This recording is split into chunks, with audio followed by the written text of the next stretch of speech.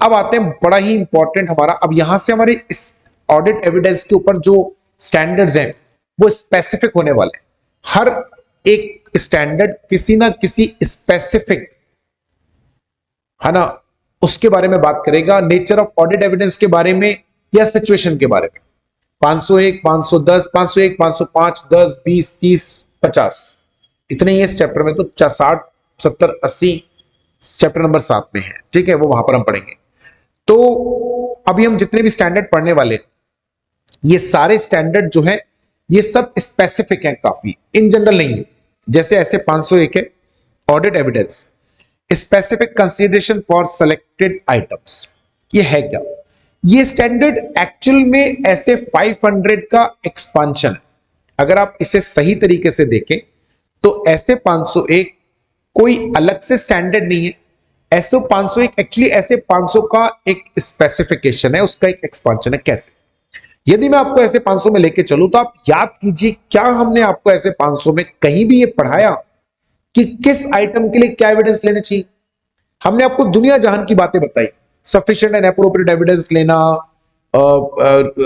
Appropriate मतलब reliable evidence लेना और रेलेवेंट एविडेंस लेना, सारी बातें हमने पढ़ी। सफिशिएंसी इस बात पर डिपेंड करेगी, रेलेवेंस इससे आएगा।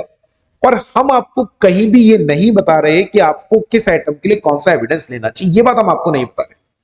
हम आपको ये बता रहे हैं कि आपको कौन सा एविडेंस लेना चाहिए, पर किस आइटम के लिए। जैसे सैलरी के लिए क्या एविडेंस लें, जैसे परचेस के लिए क्या एविडेंस लें, से डेटर्स को चेक करने के लिए नहीं। हमने आपको टेक्निक्स बता दी कि ऑडिट एविडेंस लेने की 60 टेक्निक्स है, inquiry, inspection, observation and etcetera etcetera. और हम आपको ये नहीं बता रहे कि किस आइटम के लिए आपको क्या एविडेंस लेना है, ये हम आपको नहीं बता रहे, राइट? तो क्यों नहीं बताया हमने आपको? क्योंकि देखो ये हम आपको नहीं बता सकते। क्यों नहीं बता सकते? क्योंकि ऐसी कोई लिस्ट है ही नहीं, ऐसी कोई लिस्ट है ही नहीं, राइट? क्यों नहीं है? उसके 2-3 कारण है, ध्यान से सुनना बेटा, क्योंकि मैं आपको एक क्वेश्चन बताने वाला हूं जो आपसे वो एग्जाम में पूछ सकता है ऐसे 500 के बारे में। बाकी तो सिंपल क्वेश्चन आते हैं, ऐसे 500 पे कोई कॉम्प्लिकेटेड क्वेश्चन नहीं आता, और केस स्टडी भी ऐसी कोई नहीं आती। बट एक केस स्टडी है, इससे ज्यादा टिपिकल केस स्टडी आईसीआई नहीं बना सकता ऐसे 500 के ऊपर, दैट आई गारंटी। इस लेवल की भी केस स्टडी आईसीआई बना दे, ये भी बहुत बड़ी बात है। तो अगर आप ये समझ गए तो आपको समझ में आ जाएगा कि ऐसे हम ये बात क्यों बोल रहे हैं, that we can not give you the list of evidences required for a particular item. Like why we cannot make a list that which evidences I should obtain to check salary head, which evidences I should obtain to check land and building and so on. ऐसा हम क्यों नहीं कर सकते, वो हम आपको अभी समझ में आ जाएगा। आप समझो ऑडिट एविडेंस मुझे क्या लेना है, ये प्रोफेशनल जजमेंट पर डिपेंड करता है, right? An evidence which is reliable, for example जैसे हमने एक चीज पढ़ी, oral evidences are less reliable than written evidences, correct? ये जनरल बात है। Oral evidences are reliable, less reliable than written evidence, general बात है। किसी एंटिटी की ऑडिट में 10 सालों से कर रहा हूं, 5 सालों से कर रहा हूं या 4 सालों से कर रहा हूं, मतलब काफी समय से मैं उसकी ऑडिट कर रहा हूं, फॉर एग्जाम्पल उस एंटिटी के बारे में, उस एंटिटी के एम्प्लॉइज के बारे में, मैनेजमेंट के बारे में, मैनेजमेंट से पर्सनलाइज्ड हूं, पर्सनली फैमिलियर हूं, और ऐसा होता है। कई तो एंटिटी की ऑडिट हमारे पास ऐसी है, मुझे आज प्रैक्टिस करते हुए लगभग 14-15 साल हो गए। कई तो एंटिटी की ऑडिट्स ऐसी हैं, राइट, जिनकी एंटिटी बनी हमसे है, मतलब हमने ही बना के दिया, उनका रजिस्ट्रेशन तक हमने कराया है। मतलब वो बंदा जो नॉर्मली बिजनेस कर रहा था, उस बंदे का, समझो आप जिस बंदे का बिजनेस करा रहे हैं, वो बंदे का बिजनेस कोई रजिस्टर्ड नहीं था, हमने ही उसको कंपनी बना कर दी। मतलब हमने कंपनी बनाई, पैसा लिया हमने, उसकी कंपनी हमने बनाई, right from very first day. उस कंपनी को मैं जानता हूं, उस बंदी में जब उस कंपनी में जब एक बंदा था, एक सिंगल बंदा था, कौन बंदा? वो जो बंदा कंपनी बना रहा है, और एक उसकी वाइफ जिसको उसने साथ में मेंबर बनाया, तब से मैं जानता हूं। आज वो कंपनी 500 करोड़ की हो गई, अग्री? पर मैं कब से जानता हूं? तो आप समझो जितना उस एंटिटी के बारे में उसका ओनर जानता है, उतना मैं भी जानता हूं। मैंने उस कंपनी को छोटे से बड़ा होते हुए देखा, और जो उसका मालिक है उसको मैं, कंपनी को बने हुए 13 साल हुए, लेकिन उसकी मालिक को तो मैं 17 सालों से जानता हूं, फॉर एग्जाम्पल।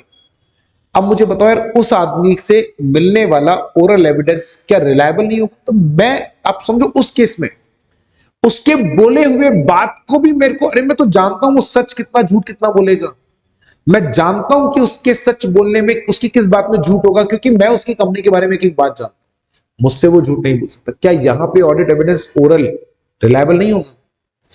क्यों नहीं होगा मुझे बताओ, यहां वो ऑडिट एविडेंस रिलायबल क्यों नहीं होगा?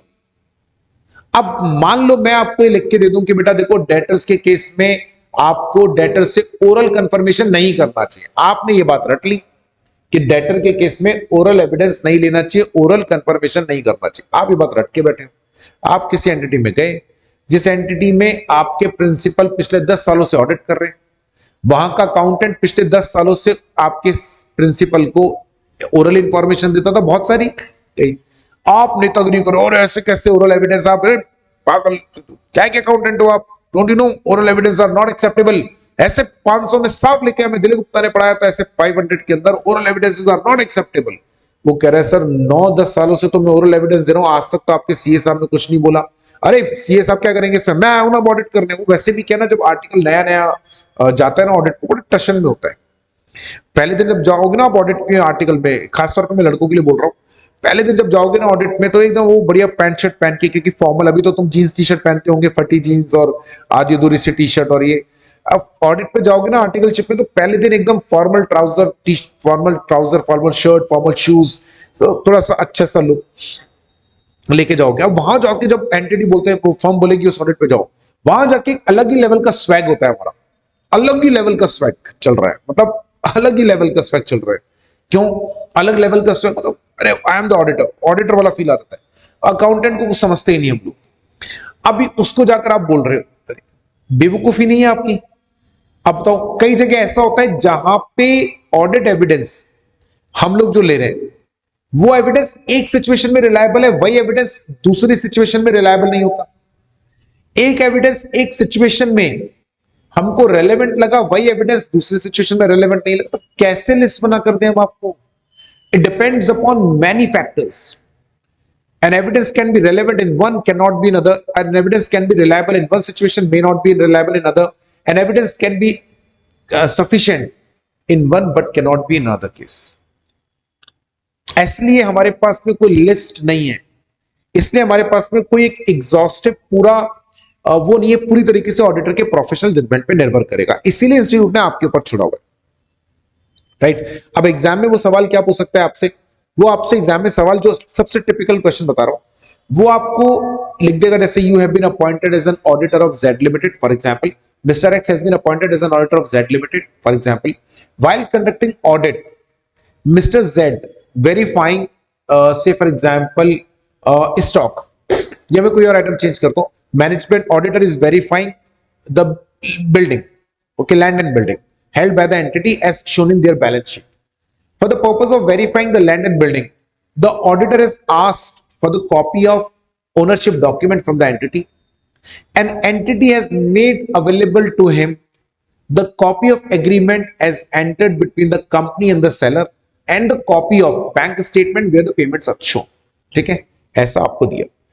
You being as an expert, please advise Mr. X whether copy of agreement between buyer and seller for acquisition of property and the payment and the details of the payment as shown in bank statement is sufficient and appropriate evidence or not, or is reliable added evidence or not. Reliable, मान लो जिसने sufficient and appropriate नहीं पूछा, बड़ा specific पूछा, क्योंकि reliability पे सवाल पूछता है, relevance पे कोई सवाल नहीं पूछेगा, सवाल reliability पर आता है, is reliable or not। अब आपको बताना है ऑडिट एविडेंस reliable है या नहीं। जो अब सिचुएशन है, अब देखो क्या होता है ना बेटा, ये तो बड़ा अजीब हो गया, क्योंकि मैंने अभी आपको थोड़ी देर पहले क्या बोला, मैंने आपको थोड़ी देर पहले बोला कि एक ऑडिट एविडेंस एक सिचुएशन में रिलायबल हो सकता है, एक में नहीं हो सकता है। सामान्य तौर पर अगर आप मुझसे पूछोगे तो लैंड एंड बिल्डिंग के लिए सबसे रिलायबल एविडेंस क्या है, उसकी रजिस्ट्री की कॉपी, उससे ज्यादा रिलायबल ऑडिट एविडेंस नहीं होता। लाजमी सी बात है, यही हम लोगों ने कल से पढ़ा था कि रजिस्ट्री की जो कॉपी वो मोस्ट रिलायबल ऑडिट एविडेंस है, एक बात। लेकिन अगेन हो सकता है उस पर्टिकुलर एंटिटी के केस में, because of my experience with that entity, because of nature of entity, because of integrity of the management of the entity, मुझे शायद वो एग्रीमेंट और वो जो बैंक स्टेटमेंट की कॉपी है जिसमें पेमेंट की डिटेल आ रही है, उससे मुझे शायद मुझे रिलायबिलिटी आ जाए, मतलब मुझे वही एविडेंस भी रिलायबल लगे। अब सवाल ये है कि सर हम क्या लिख कर आए, कोई बच्चा लिख कर आ रहा है कि सर ये तो रिलायबल है, कोई बच्चा कह रहा है नहीं रिलायबल है। अब एग्जाम में क्या होगा हमें क्या पता, तो देखो ऑडिट एविडेंस जो ऐसे 500 है उसके किसी भी क्वेश्चन के ऊपर, जब खास तौर पे इस तरह का क्वेश्चन आ जाए, अगर सीधा क्वेश्चन पूछा तो बात खत्म। इस तरह का अगर कोई क्वेश्चन आ जाए तो आप कोशिश कीजिए कि आप उसमें जो है डिप्लोमेटिक आंसर दें। डिप्लोमेटिक आंसर कैसे देना मैं आपको बताता हूं।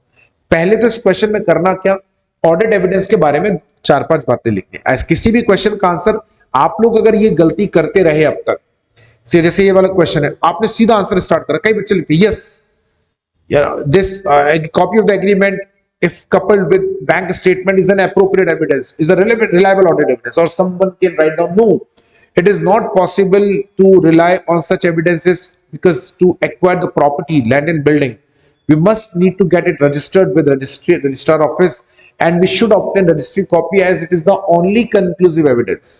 यहां पर आपने दोनों ने, जिसने हाथ से स्टार्ट करा उसने भी गलत लिखा, जिसने ना से लिखा गलत नंबर गए। और अगर वो दे भी देगा तो बहुत ज्यादा इंप्रेसिव नंबर आपको नहीं देने वाला। क्या करना था, हमेशा याद रखो अपनी मेन बात पर बाद में आओ, पहले प्रस्तावना। हिंदी में बचपन में 6ठी क्लास के अंदर या 7वीं क्लास में निबंध बनाना सीखा होगा, तो पहला पैरा होता है प्रस्तावना, या अगर आप इंग्लिश में ऐसे लिखते हो तो पहला पैरा होता है एब्स्ट्रैक्ट या इंट्रो। इंट्रो पैरा क्या होता है, intro para gives you an idea about that particular topic, right. So यहां पे भी आपको पहले बताना था auditor shall obtain sufficient audit evidence का मीनिंग लोगो, it is an information obtain by the auditor to reach at the conclusion on which opinion is based. Auditor shall obtain sufficient and appropriate audit evidence because it reduces audit risk or it helps in obtaining reasonable assurance and reduces audit risk। full stop, para change करो। Since अब यहां पे sufficient and appropriate evidence लेना, ये बात आपने लिखी। sufficient and appropriate पे ज्ञान नहीं देना है, 4 नंबर का क्वेश्चन है यार, 4 पेज नहीं भरने हैं। ये जो बातें मैंने आपको बोली, ऑडिट एविडेंस की डेफिनेशन और audit evidence sufficient and appropriate होनी चाहिए, ये 3 बातें, ये 2 बातें 3 लाइन में आ जाएंगी, मैक्सिमम 3 लाइन, उससे भी कम में आएंगी, वरना मैक्सिमम 3 लाइन के अंदर ये पूरी बात आ जाएगी। ये बात समझ में आ गई। एक बात अब आती है बात दूसरी कि ये जो सफिशिएंट एंड एप्रोप्रिएट एविडेंस है, इसमें सफिशिएंसी नहीं समझानी, एप्रोप्रिएट नहीं समझाना, सीधा हम टॉपिक पे जाएंगे रिलायबिलिटी पे, मोस्ट इंपॉर्टेंट, क्योंकि उसने रिलायबिलिटी पे तो सवाल पूछा। अब देखो ये आपकी इंटेलिजेंस होती है, ये आंसर को प्रेजेंट करने की आपकी स्किल होती है। कहां से मुझे स्पेसिफिक हो जाना है, कहां तक मुझे जनरलाइज्ड होकर आंसर लिखना है और कहां पर मुझे स्पेसिफिक हो जाना है, यही आपकी इंटेलिजेंसी, यही आपका एनालिटिकल जो है व्यू है। कि ऊपर मैंने 2-3 लाइनें लिखी जनरलाइज्ड होके, बट आफ्टर दैट आप थोड़ा सा स्पेसिफिक हो जाते हो। आफ्टर दैट आप स्पेसिफिक, अब मुझे सफिशिएंसी पर बात नहीं करनी, अब मुझे रेलेवेंट पे बात नहीं करनी, अब मुझे रिलायबिलिटी पे बात करनी। तो अब हम यहां से लिखते हैं reliability of audit evidence is decided by auditor using his professional judgement which depends on various factors such as source of audit evidence, nature of transaction, circumstances. Full stop. 2 लाइनें, कितनी लाइन भरी? 5। अब आते हैं आंसर। इससे होगा क्या, यदि आपने अब जो कंक्लूजन आप देने वाले, बाई चांस अगर आपका कंक्लूजन थोड़ा सा भी ऊपर नीचे हो जाता है तो कोई चिंता की बात नहीं। अगर मान लीजिए क्वेश्चन 4 नंबर का है तो 2 नंबर तो आपको मिलना है, तय है, ये तो कंफर्म है, इसमें कोई कंफ्यूजन नहीं रहा। ये 2 नंबर तो आपको तभी मिल गए जब आपने ऊपर की 5 लाइनें लिखी। तो 4 में से 2 नंबर, और अगर अच्छा एग्जामिनर है, कोई समझदार एग्जामिनर है, ऑडिट सब्जेक्ट पढ़ाता है, उसको तो वो आपको 2 की जगह 3 नंबर भी दे सकता है, क्योंकि उसको ये समझ में आ गया कि आपने मेन बात तो लिखी थी। आपने ये तक लिख दिया कि reliability is decided by auditor using his professional judgement, तो ये लाइन लिखते ही आंसर का नीचे का कंक्लूजन कुछ मैटर नहीं कर रहा। जैसे आपने लाइन लिखी कि ऑडिटर प्रोफेशनल जजमेंट यूज करेगा, ये लिखते ही नीचे आपका कंक्लूजन क्या होगा ये मैटर ही नहीं करता, राइट। तो हो सकता है आपको 2 की जगह 3 नंबर भी दे दे, अगर समझदार पेपर एग्जामिनर है तो। फिर भी आप नीचे कंक्लूजन लिखेंगे दैट इन गिवन केस, कैसे बताना, what are the possible audit evidences for verifying land and building. There are 2 possible audit evidences. One is the copy of the registry, which is a government document authorized by the registrar. Second, the copy of agreement and bank statement, which is made available to us by the client. See, both the evidences may be reliable depending upon the subjective answer, या इसको बोलते हैं subjective answer या diplomatic answer. But both the evidences may be reliable depending upon the circumstances. May be possible that audit evidence obtained by the auditor as agreement copy and bank statement copy is showing proper reliability. An auditor is satisfied right, with these evidences, then these evidences will work as reliable audit evidence. ऐसा आप लिख सकते हैं. Though if it is easily possible for auditor to obtain the copy of the registry, then auditor shall obtain the copy of registry as it may be a conclusive evidence or it may be an appropriate evidence. मैं जो भी आपको यहाँ बोल रहा हूँ वो मैं हाथ के बना के बोल रहा हूँ. मैं कोई ऐसी बात नहीं बोल रहा हूँ जो आप नहीं बना सकते. मैंने बहुत सिंपल बातें बोली है. कोई मैंने टिपिकल लैंग्वेज यूज नहीं करी. मैंने कोई टेक्निकल वर्ड्स यूज नहीं करे. जो मैंने आपको पढ़ाया पीछे वही मैंने बोला. तो ऐसा मैं ये क्वेश्चन आपको व्हाट्सएप पे विद आंसर या विदाउट आंसर लिखूंगा. पहले आप लोग आंसर लिखिएगा, फिर मैं आपको आंसर शेयर करूंगा, तो उससे आपको पता चलेगा आपका आंसर कितना सही है. So I will share this question with all of you today, right. WhatsApp पे आ जाएगा आपके ग्रुप के ऊपर.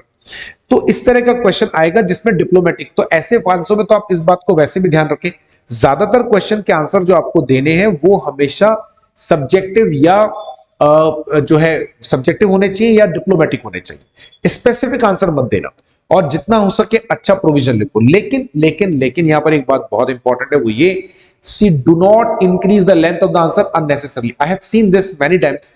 आपके बच्चे तो मुझे पता नहीं, क्योंकि मैं अब तो कॉपियां चेक करता ही नहीं. इंस्टीट्यूट की कॉपियां जो आती है, और क्लास के लिए तो फिर क्या है, हमारे पास एग्जामिनर्स होते हैं हमारे मतलब इंस्टीट्यूट में, तो हम उनको पेपर बना के देते हैं, आंसर शीट बनाकर देते हैं, चेक करते हैं, उससे पता चलता है. बट फिर भी जो हमने अब तक ऑब्जर्व करा इतने दिनों में, जो एग्जामिनर्स ने हमारे बताया, बच्चे क्या करते हैं ना, आंसर की लेंथ को कंट्रोल ही नहीं कर पा रहे.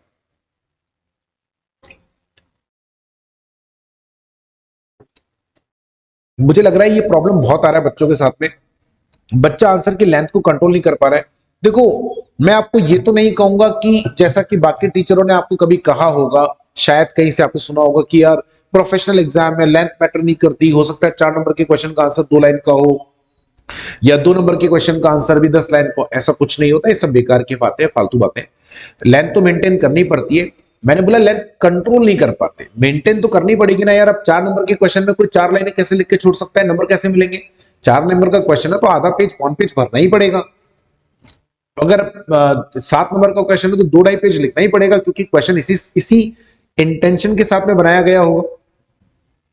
और अगर कोई छोटा क्वेश्चन है जिसमें एक ही नंबर का है, 2 नंबर का है, तो 2-3 लाइनें लिखनी पड़ेंगी वहां पे. बच्चे लेकिन कई बार क्या होता है, कोई क्वेश्चन जब उनको अच्छे से आता है तो बच्चे क्या थोड़ा सा आउट ऑफ कंट्रोल हो जाते हैं, जोश में वो बहुत सारा लिख देते हैं. ठीक है, तो आपको ऐसा भी नहीं करना है. ठीक है, आपको ऐसा भी नहीं करना चाहिए कि आपको भर भर के उसके अंदर लिखे जा रहे हो. नहीं, ऐसा भी आपको नहीं करना चाहिए. लिमिटेड आपको लिखना है, बहुत सारा नहीं लिखना है. इस बात का आप ध्यान रखें. एक बात, ठीक है ना, लिमिटेड रखें, लेकिन इतना कम भी नहीं. जैसे ये वाला क्वेश्चन है, अब इसका अगर आप देखेंगे तो ये आंसर आपकी जो कॉपी होगी एग्जाम में, वर्टिकल कॉपी, तो आजकल हॉरिजॉन्टल तो आती नहीं, वर्टिकल, तो लगभग आधा पेज आपका भर जाएगा. That is more than sufficient. ठीक है, क्या वापस से मुद्दे पर आते हैं. हमारा टॉपिक क्या था? हमारा टॉपिक था ये स्टैंडर्ड ऐसे 521 चीज के बारे में है. तो ये ऐसे 500 का एक्सटेंशन कैसे? तो जैसा हमने कहा कि उन्होंने नहीं बताया आपको किस आइटम के लिए कौन सा एविडेंस लेना चाहिए. आपको पूरी तरीके से अपना प्रोफेशनल जजमेंट लगाना है. अब आप जब बूढ़े हो जाओगे, एक्सपीरियंस हो जाओगे, तब तो आपको आ जाएगा. पर जब आप फर्स्ट टाइम ऑडिट करने जा रहे हो, मान लीजिए आज मैं फर्स्ट टाइम अपनी ऑडिट करने जा रहा हूं, सो मुझे तो थोड़ी प्रॉब्लम आएगी ना भाई. ठीक है, मुझे पता है सफिशिएंट एंड एप्रोप्रिएट लेना है, रेलेवेंट रिलायबल लेना, सब मुझे पता है, जो आपने और बताया सब पता है. But still doing something in a practical format is little difficult as compared to doing it theoretically. ये तो आप भी समझते हो. theoretically करना थोड़ा सा ज्यादा डिफिकल्ट होता है हमारे लिए, प्रैक्टिकली करना थोड़ा मुश्किल होता है. तो मुझे कुछ तो हेल्प करो. इसीलिए बस इसी इंटेंशन के साथ में इंस्टीट्यूट ने आपको 3 आइटम का ऑडिट प्रोसीजर यहां बताया कि इन तीनों की ऑडिट करते समय आपको जो है क्या करना चाहिए. इंस्टीट्यूट ने यहां पर आपको बताने की कोशिश करी है कि आपको इन तीनों आइटम की ऑडिट करते समय क्या और कैसे ऑडिट एविडेंस लेना है. लेकिन मैं आपको यहां पर एक क्लियर कर दूं, ये जो हम नीचे आपको ऑडिट प्रोसीजर पढ़ाने वाले हैं, ये ऑडिट प्रोसीजर बेटा आपके प्रोफेशनल जजमेंट से तो देखो नीचे नीचे ही है. ये याद रखना, ये आपके प्रोफेशनल जजमेंट से तो नीचे है नहीं. अल्टीमेटली तो देखो आपको अपना प्रोफेशनल जजमेंट ही लगाना है. इस बात का आप अपने दिमाग में जो है पिक्चर फ्रेमवर्क रखें कि अल्टीमेटली मुझे अपना प्रोफेशनल जजमेंट लगाना पड़ेगा. फिर भी आपकी हेल्प के लिए इंस्टीट्यूट ने यहां पर आपको एक दिया कि भैया इन्वेंट्री को चेक करना है तो कैसे करेंगे. So going to tell you what should be the audit procedure for verifying inventory, right? What should be the audit procedure and what evidences he should obtain. देखिए काफी सारे इन्वेंट्री के बारे में दिया है, फिर लिटिगेशन एंड क्लेम्स के बारे में आएगा, and then we be having a discussion on segment information. काफी बड़ा स्टैंडर्ड होने वाला है, लेकिन इंटरेस्टिंग स्टैंडर्ड है इन्वेंट्री वाला। इन्वेंट्री स्टैंडर्ड इंटरेस्टिंग होता है, इन्वेंट्री का ऑडिट प्रोसीजर वैसे भी इंटरेस्टिंग होता है। मैं तो जब भी किसी एंटिटी की ऑडिट करता हूं, मुझे तो इन्वेंट्री का ऑडिट करना सबसे अच्छा लगता है, क्योंकि बड़ा मजा आता है। गोडाउन में जाते हैं और वहां जाके वेरीफाई करना होता है स्टॉक को, आराम से 2-5 घंटे निकलते हैं, बढ़िया तरीके से स्टॉक का वेरिफिकेशन होता है, नाश्ता पानी बीच में आता रहता है। स्टॉक वेरिफिकेशन जाते तो गोडाउन में जाना पता है, गोदाम वालों को कि वैसे जो है ना, उनको टेंशन हो रखी होती है कि अगर बाय चांस स्टॉक वेरिफिकेशन के टाइम पे कोई भी कमी बेसी निकल गई, ऑडिटर तो नहीं छोड़ेगा। अगर कंपनी का ही बंदा स्टॉक वेरिफिकेशन कर रहा होता तो उसको तो सेटल कर लेते, ऑडिटर तो बाहर से आया है, ऑडिटर आकर स्टॉक का वेरिफिकेशन कर रहा है, अगर गलती से भी उसने हमारी कोई गलती पकड़ ली तो क्या होगा? तो भाई साहब ऐसा है जी, आपकी खातिरदारी में कोई कमी नहीं छूट जाएगी। मैं लिख के दे रहा हूं, जितनी अच्छी खातिरदारी आपके अपने ससुराल में नहीं होगी ना, उससे ज्यादा खातिरदारी वहां होगी। इतना बढ़िया मजा आता है ऑडिट करने में, बड़ा गजब। तो इन्वेंट्री की ऑडिट करना तो मुझे वैसे ही अच्छा लगता है, बहुत बढ़िया लगता है। आराम से जाओ, खाओ पियो, मजे करो, लेकिन लेकिन काम भी करना है, और काम करने में वैसे भी मजा आता है इन्वेंट्री में। कैसे? When amount of inventory is material for fine. अब ये लाइन क्या लिख दिया आपने? देखो ऐसा है जी, बैलेंस शीट पे अगर इन्वेंट्री का अमाउंट छोटा मोटा ही है तो ज्यादा माथा पच्ची मत करना, नॉन मटेरियल आइटम आपके सैंपल में लेते भी नहीं। जैसे फॉर एग्जांपल अगर कोई एंटिटी सर्विस इंडस्ट्री है, वहां इन्वेंट्री होगा ही नहीं। अब वहां पे छोटी मोटी चीजों की इन्वेंट्री हो सकती है, स्टेशनरी की इन्वेंट्री हो सकती है ना, दिमाग नहीं लगा रहा। बड़ी एंटिटी है और रनिंग स्टॉक होता है, बड़ी एंटिटी और रनिंग स्टॉक। बड़ी एंटिटी और रनिंग स्टॉक, इसका क्या मतलब है? इसका मतलब ये है कि जो बड़ी एंटिटी है, वो बड़ी एंटिटी जो स्टॉक है वो इतना ही मंगाते हैं कि बिक जाए, या ऐसे बोलो कि वो जितना मंगाते हैं रोज का रोज बिक जाता है, अगले दिन फिर सुबह आएगा, फिर बिकेगा, फिर आएगा। तो ज्यादातर केस में उनके पास में इन्वेंट्री होती ही नहीं। तो वहां आपको अपना ज्यादा समय खराब नहीं करना चाहिए, वहां आपको अपना ज्यादा समय नहीं देना चाहिए, ये बात आप ध्यान रखें। एक बात अब देखते हैं इन्वेंट्री वाले में। When amount of inventory is material for financial statement, इसका मतलब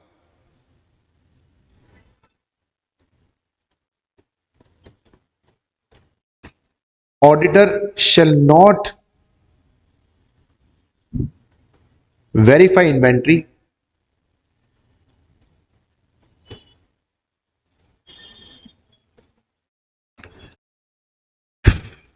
of inventory is not material. बेटा ये मटेरियल मतलब वो सामग्री वाला मटेरियल नहीं, इंपॉर्टेंट।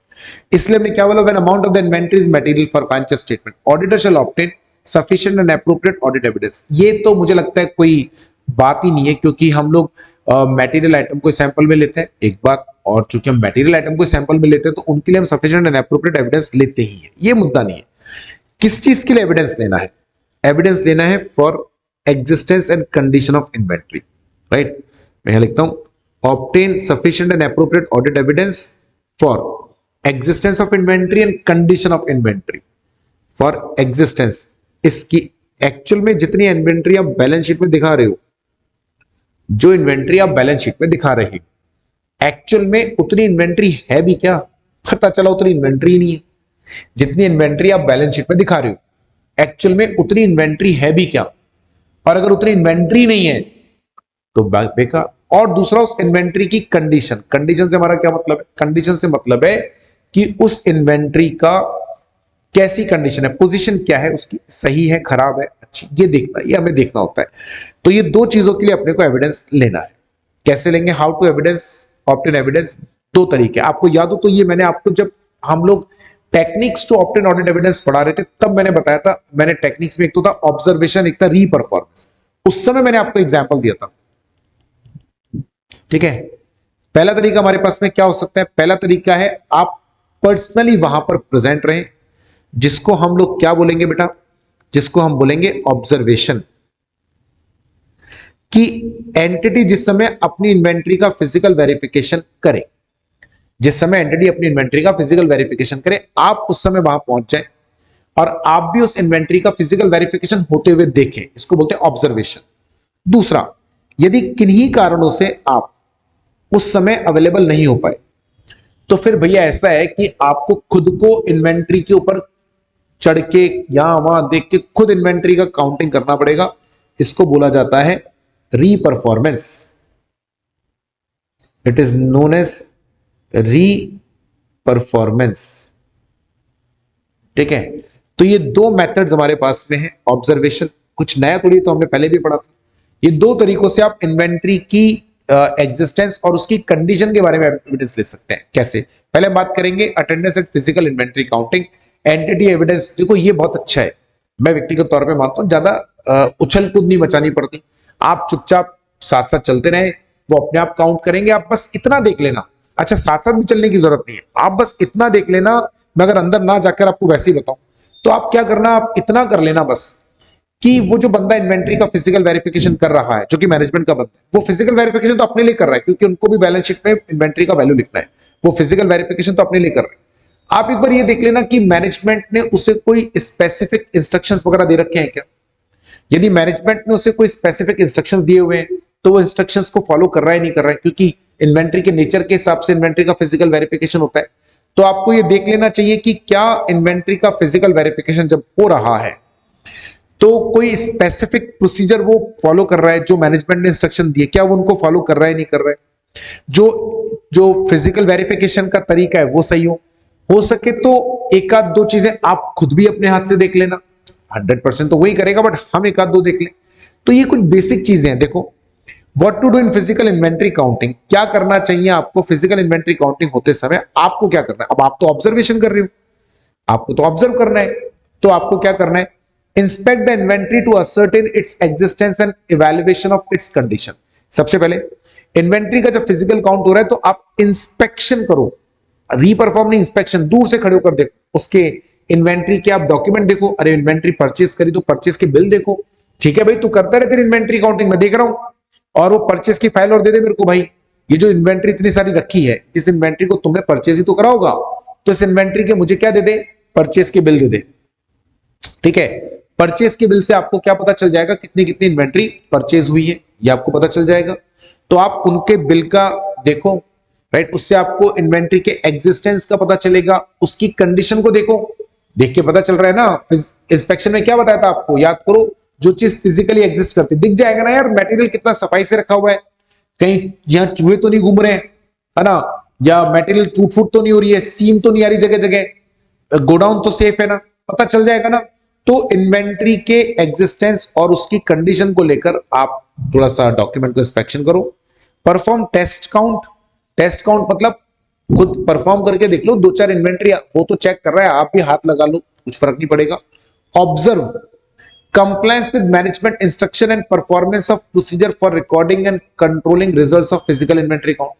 चेक करो कि क्या मैनेजमेंट ने उसे किसी तरह के कोई इंस्ट्रक्शन दे रखे हैं, उसे मतलब जो बंदा फिजिकल इन्वेंट्री काउंटिंग कर रहा है उसको कोई इंस्ट्रक्शन दे रखे हैं कि इन्वेंट्री का फिजिकल काउंटिंग कैसे करना है, किसको पहले चेक करना है, किस आइटम को बाद में चेक करना है। अगर हाँ, तो क्या वो उनको कंप्लाई कर रहे हैं। और वो जो फिजिकल इन्वेंट्री काउंटिंग कर रहा है, राइट, जो भी वो फिजिकल इन्वेंट्री परफॉर्म कर रहा है, उस प्रोसीजर को देखो और देखो कि क्या वो जो उसका रिजल्ट आ रहा है, जो भी रिजल्ट आ रहा है, क्वांटिटी आ रही है, ध्यान सुनिएगा जरा, जो भी क्वांटिटी आ रही है ना, उसको पेपर में रिकॉर्ड कर रहा है कि नहीं कर रहा है properly. We need to see that performance of procedure for recording and controlling results of physical inventory count. हमें देखना पड़ेगा कि वो जो प्रोसीजर है जिससे वो इन्वेंट्री को रिकॉर्ड कर रहा है वो क्या है, और वो काउंटिंग को पेपर में लिख रहा है या नहीं, ये आपको देखना चाहिए।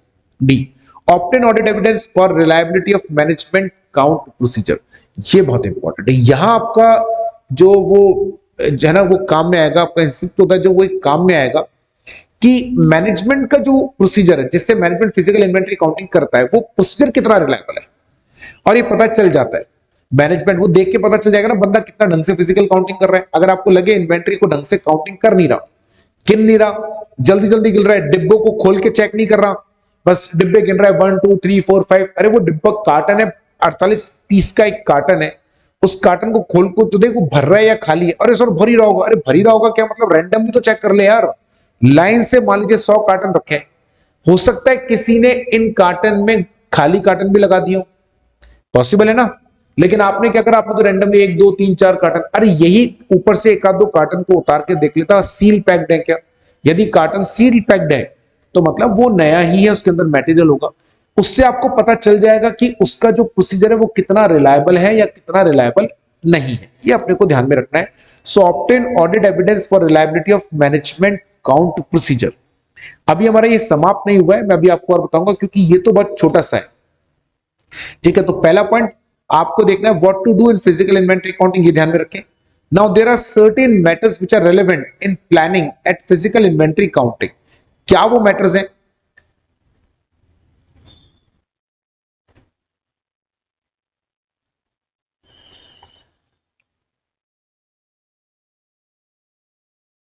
अच्छा, इन्होंने भी मॉड्यूल के अंदर क्या ना स्टैंडर्ड स्क्वायर आगे पीछे कर रखा है बहुत ज्यादा, पता नहीं कभी कौन सा डाल दिया, कोई सीक्वेंस में नहीं डाला हुआ है।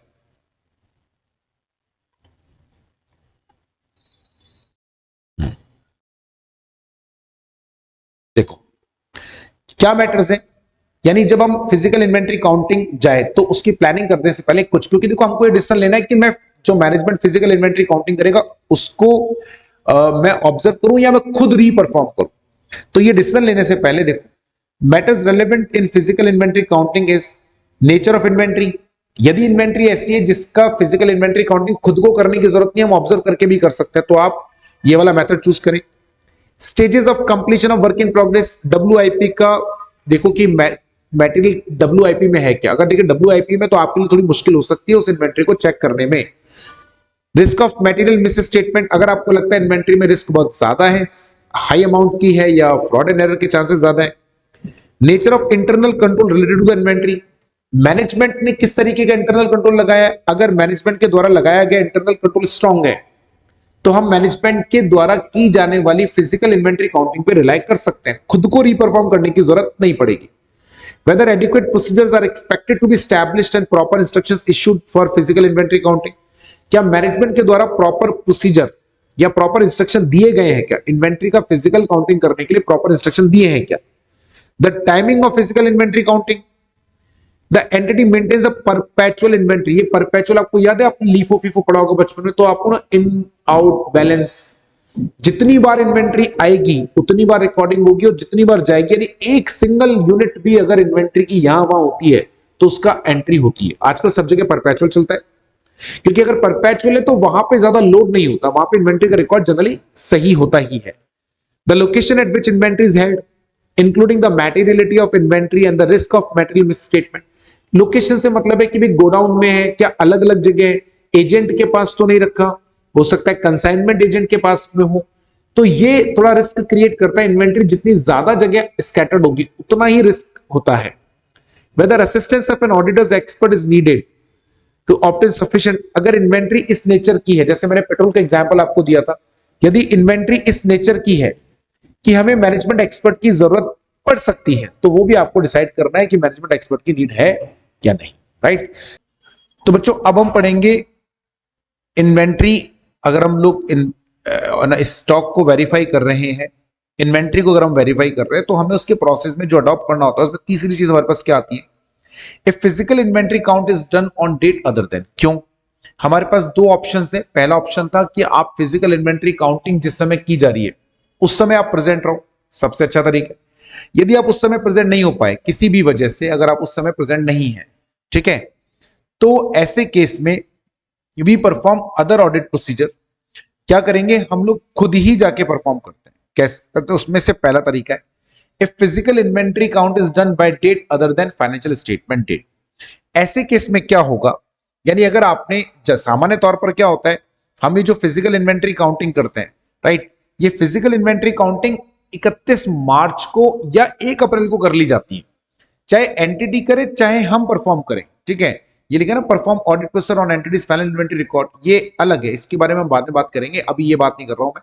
अभी हम बात कर रहे हैं कि सामान्य तौर पर इन्वेंट्री में जब भी हम लोग, मतलब एंटिटी जब भी इन्वेंट्री को फिजिकली वेरीफाई करता है, ये इन्वेंट्री जब काउंटिंग होती है वो सामान्य तौर पे 31 मार्च या 1 अप्रैल को कर दी जाती है, सामान्य तौर पर, है ना।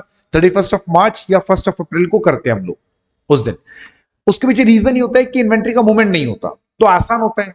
अब लेकिन बाई चांस अगर ऐसा कुछ हो जाए किसी भी रीजन से कि हम लोग इन्वेंट्री को उस दिन काउंट ना कर सके जिस दिन ईयर एंड 31 मार्च या 1 अप्रैल को मॉर्निंग में ना कर सके और किसी और दिन करना पड़े, तो क्या होगा, तो ऐसे केस में auditor shall perform additional audit procedure. मैं आपको ये कहता हूं कि आप मत पढ़ो आगे, वैसे ही समझ में आ जाएगा यार, बहुत सिंपल सी बात है। आज अगर मैनेजमेंट फिजिकल इन्वेंट्री काउंटिंग कर रहा है 5 तारीख को, तो 1 से लेके 4 तारीख के बीच में जो भी मटेरियल खरीदा गया वो हटाना पड़ेगा, उसका एडजस्टमेंट तो करना ही पड़ेगा ना यार। मैनेजमेंट भी करेगा वो, तो मैनेजमेंट को भी करना पड़ेगा। इसीलिए इस सारे से बचने के लिए हम लोग एक तरीका अपनाते हैं, इन सबसे बचने के लिए आसानी से ही ये तरीका अपनाया जाता है कि इन्वेंट्री काउंटिंग जो है वो 31 मार्च को कर ली जाए या 1 अप्रैल को कर ली जाए, तो थोड़ा कन्वीनियंट होता है, थोड़ा इजी होता है, थोड़ा बेटर होता है, राइट। उससे ये एडजस्टमेंट नहीं करना पड़ता। तो आज अगर इन्वेंट्री का काउंटिंग मैनेजमेंट में, keep this entire like keep the image of this in your head, पूरे का आप एक छोटा सा इमेज बना के रखो दिमाग के अंदर। बहुत सिंपल सी बात है, बहुत कोई कॉम्प्लिकेटेड चीज नहीं है, बहुत कोई इसमें रॉकेट साइंस नहीं है। बहुत सिंपल सा एक प्रोसेस है कि अगर एंटिटी में हम लोग इन्वेंट्री चेक कर रहे हैं तो इन्वेंट्री चेक करने के लिए हमको वहां पर प्रेजेंट रहना है। एक बात, पहला तरीका हमारे पास यही था कि एंटिटी का फिजिकल वेरिफिकेशन करें जो कि एंटिटी कर रही है, और हम वहां प्रेजेंट है। और कल हमने आपको 1-2 बातें बता दी कि भाई आपको देखना है मैनेजमेंट के जो इंस्ट्रक्शंस है वो उन्होंने प्रॉपर्ली फॉलो करे या नहीं करे, एंड सो ऑन। अब अगर इन्वेंट्री का काउंटिंग मैनेजमेंट ही किसी और दिन कर रहा है, 4 अप्रैल को कर रहा है, 5 को, तो मैनेजमेंट ने, हम ऑडिट प्रोसेस पे बाद में जाएंगे, मैनेजमेंट ने 4 दिन का एडजस्टमेंट करा होगा। 4 दिन में जो इन्वेंट्री खरीदी उसको आपको लेस करना होगा, क्योंकि 5 अप्रैल को इन्वेंट्री लोगे फिजिकल, तो 5 अप्रैल को जो गोडाउन में रखा होगा माल वही आएगा ना, और लेनी 31 मार्च की। तो 4 अप्रैल, 1, 2, 3, 4 अप्रैल तक जो भी माल खरीदा वो लेस होगा, जो बेचा वो ऐड होगा। कोई वेस्ट हुआ है, स्क्रैप है, तो वो भी आपको इसमें एड ऑन करना पड़ेगा, ठीक है। तभी हम 31 मार्च की इन्वेंट्री पूछेंगे।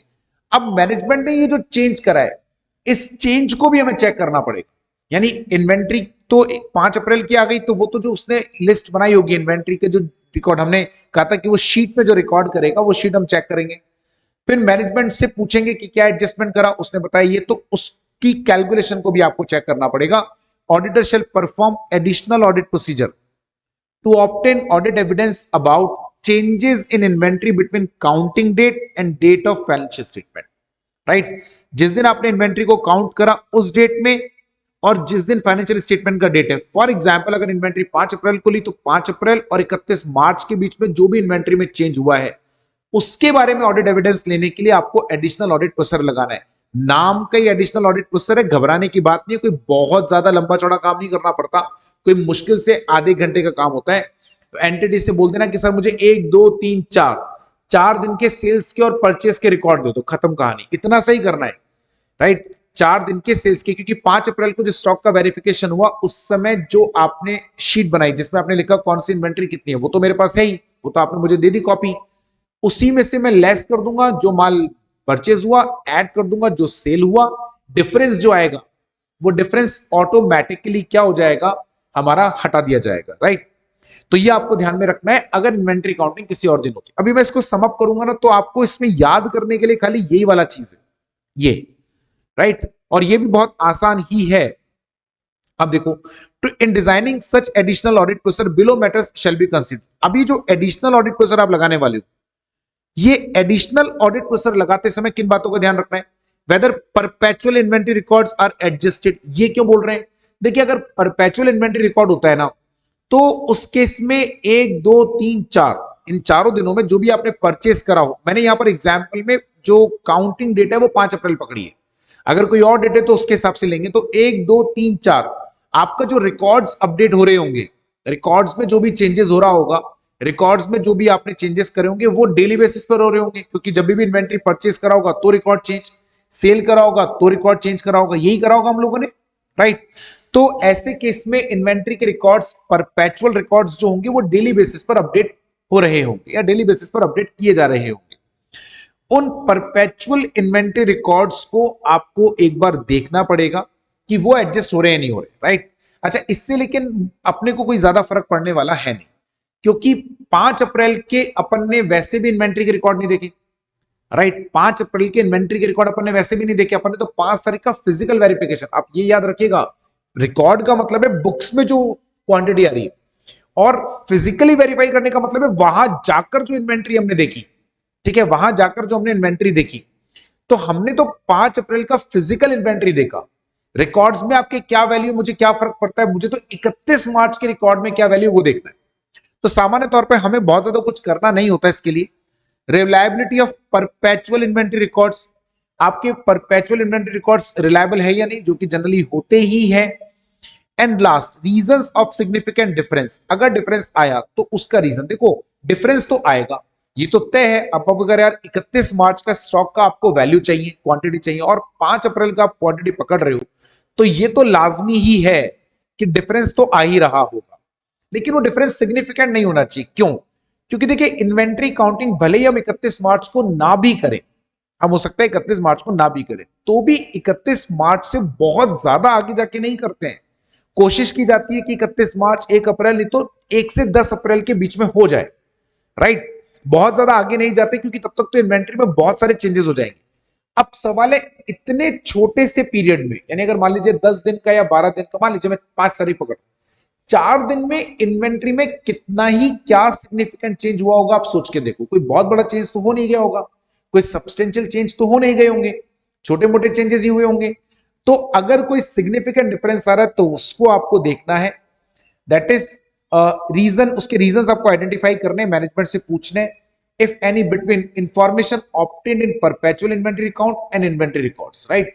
तो एक तो 4 दिनों में जो डिफरेंस है वो।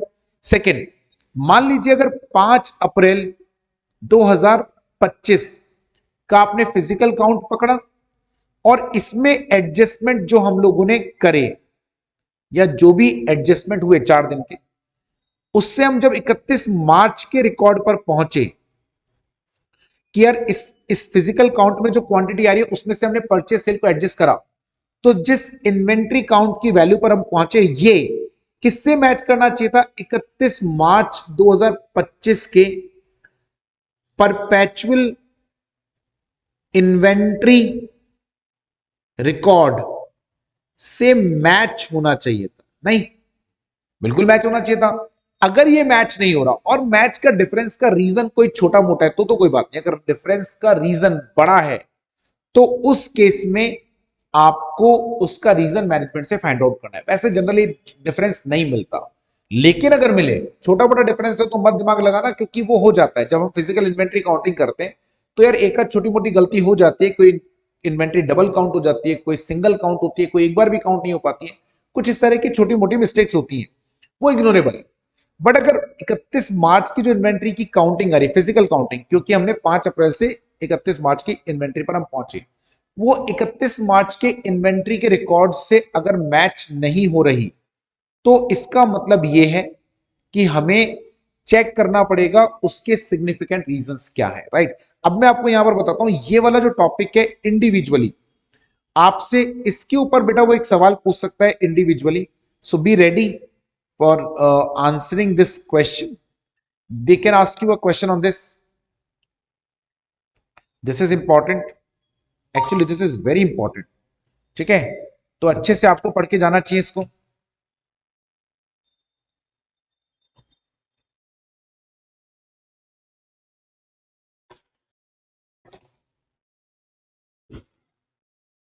आ जाओ। ये इंपॉर्टेंट है कि अगर फिजिकल इन्वेंट्री काउंटिंग हम किसी और दिन कर रहे हैं तो आपको किन किन बातों का ध्यान रखना है, ठीक है।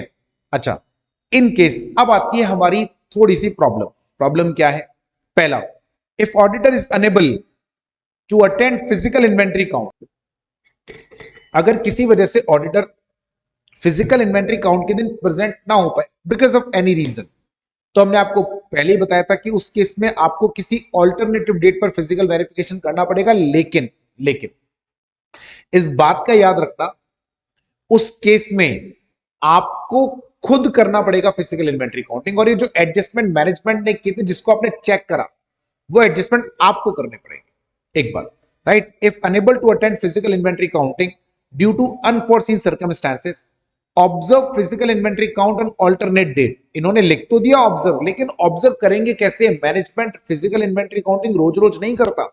हाँ, अगर management physical inventory counting daily basis पे करता है, जो कि सामान्यतः नहीं होता, तो अगर management physical inventory counting daily basis पे करता है तो कोई दिक्कत नहीं है। अगर 31 मार्च को नहीं पहुंच पाए तो किसी और दिन पहुंच जाएंगे, 4 को चले गए, 5 को चले गए, 6 को चले गए। लेकिन उस केस में वो जो एडजस्टमेंट्स हैं वो आपको करने पड़ेंगे और चेक करने पड़ेंगे। अगर मैनेजमेंट करके दे दे तो चेक कर लेना, मैनेजमेंट ना करके दे तो आपको एडजस्टमेंट करने पड़ेंगे, तो बढ़िया है। अगर एडजस्टमेंट आपने करे तो उस केस में आपको चेक नहीं करने पड़ेंगे। अल्टीमेटली दोनों में से एक काम तो आपको करना ही है, राइट। दोनों में से एक काम तो आपको करना ही पड़ेगा। या तो मैंने आप 31 मार्च को नहीं जा पाए, आप 5 अप्रैल को पहुंचे। यदि मैनेजमेंट फिजिकल इन्वेंट्री काउंटिंग रोज करता है तो जैसे मैं 31 मार्च को प्रेजेंट होता वैसे 5 अप्रैल को भी प्रेजेंट हो, अब देख लूंगा। लेकिन एडजस्टमेंट्स जो होंगे वो आपको करने पड़ेंगे, क्योंकि मैनेजमेंट तो आपको ये बता देगा 5 अप्रैल का फिजिकल इन्वेंट्री काउंटिंग का वैल्यू क्या है। 5 अप्रैल का फिजिकल इन्वेंट्री काउंटिंग का वैल्यू क्या है वो मैनेजमेंट आपको बता देगा, क्वांटिटी। तो फिर आपको एडजस्टमेंट करने पड़ेंगे, लेकिन फिर चेक नहीं करना। मैनेजमेंट ने बोला सर कोई बात नहीं, आप 5 अप्रैल को आ गए, हम फिजिकल इन्वेंट्री काउंटिंग कर रहे हैं, आप देख लो, आपने ऑब्जर्व कर लिया और मैनेजमेंट ने मुझे एडजस्टमेंट करके दे दिया, तो चेक कर लेना किसके हिसाब से, पॉइंट नंबर 3 के हिसाब से। ठीक है। और अगर मैनेजमेंट फिजिकल इन्वेंट्री काउंटिंग एक ही बार करा, उसने तो 31 मार्च या 1 अप्रैल को कर लिया, वो तो अब 5 अप्रैल को नहीं करने वाला या किसी और दिन नहीं करेगा, तो बेटा फिर यहां ऑब्जर्व की जगह क्या हो जाएगा मालूम है, फिर हो जाएगा रीपरफॉर्मेंस। फिर ये ऑब्जर्व नहीं होगा, फिर ये रीपरफॉर्मेंस होगा, फिर आपको रीपरफॉर्म करना पड़ेगा। आई हुई बात समझ में? फिर उस केस में फिजिकल इन्वेंट्री काउंटिंग को रीपरफॉर्म आपको करना पड़ेगा। ठीक है, तो ये आपको ध्यान में रखना है। मेरे हिसाब से बिल्कुल सिंपल है, इसमें कोई दिक्कत नहीं होनी चाहिए। Second, attendance eight physical inventory counting is impractical. पहले वाला केस था जहां पे आप नहीं जा पाए, सेकेंड केस है जहां पे आपके लिए जाना ही पॉसिबल नहीं है, such as due to the nature और लोकेशन ऑफ इन्वेंट्री। देखो बेटा कई बार क्या होता है ना, इन्वेंट्री कुछ इस तरह की होती है जहां पर ऑडिटर को अलाउ नहीं किया जा सकता, जैसे केमिकल फैक्ट्री है। अब आप इन्वेंट्री में काउंटिंग करने पहुंच गए, वहां इतना सारा केमिकल है यार, तुम्हारा कुछ पता नहीं, तुमने कहीं किसी केमिकल को हाथ वाथ लगा दिया, पता चला वो केमिकल को छू के देख रहे थे, हाथ ही अलग हो गया। अब क्या करोगे? ऐसा डेंजरस नेचर की अगर इन्वेंट्री है, या लोकेशन इन्वेंट्री की ऐसी है जहां पर हर किसी को जाने की परमिशन नहीं दी जा सकती, तो वहां पे तो बड़ी समस्या हो गई। अब पहले वाले में तो क्या था, मैं फिजिकल इन्वेंट्री काउंटिंग के टाइम पर नहीं पहुंचा, तो मैंने किसी और दिन इन्वेंट्री काउंटिंग करा, या तो मैं ऑब्जर्व करूंगा अगर मैनेजमेंट कर रहा है, नहीं तो मैं रीपरफॉर्म कर लूंगा। ये बात मैं लिख नहीं रहा हूं, लेकिन आप ध्यान रखिए, चलो मैं लिख देता हूं यहां। ठीक है, रीपरफॉर्म और observe physical inventory count on some alternate day. किसी ऑल्टरनेटिव डे पर आप फिजिकल इन्वेंट्री काउंटिंग या तो ऑब्जर्व कर ले या आप परफॉर्म कर ले।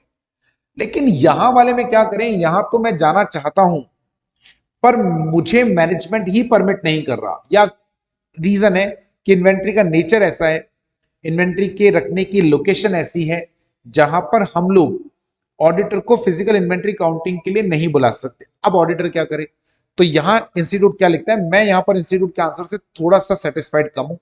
दे said perform alternative audit procedure to obtain sufficient and appropriate audit evidence regarding existence and condition of inventory.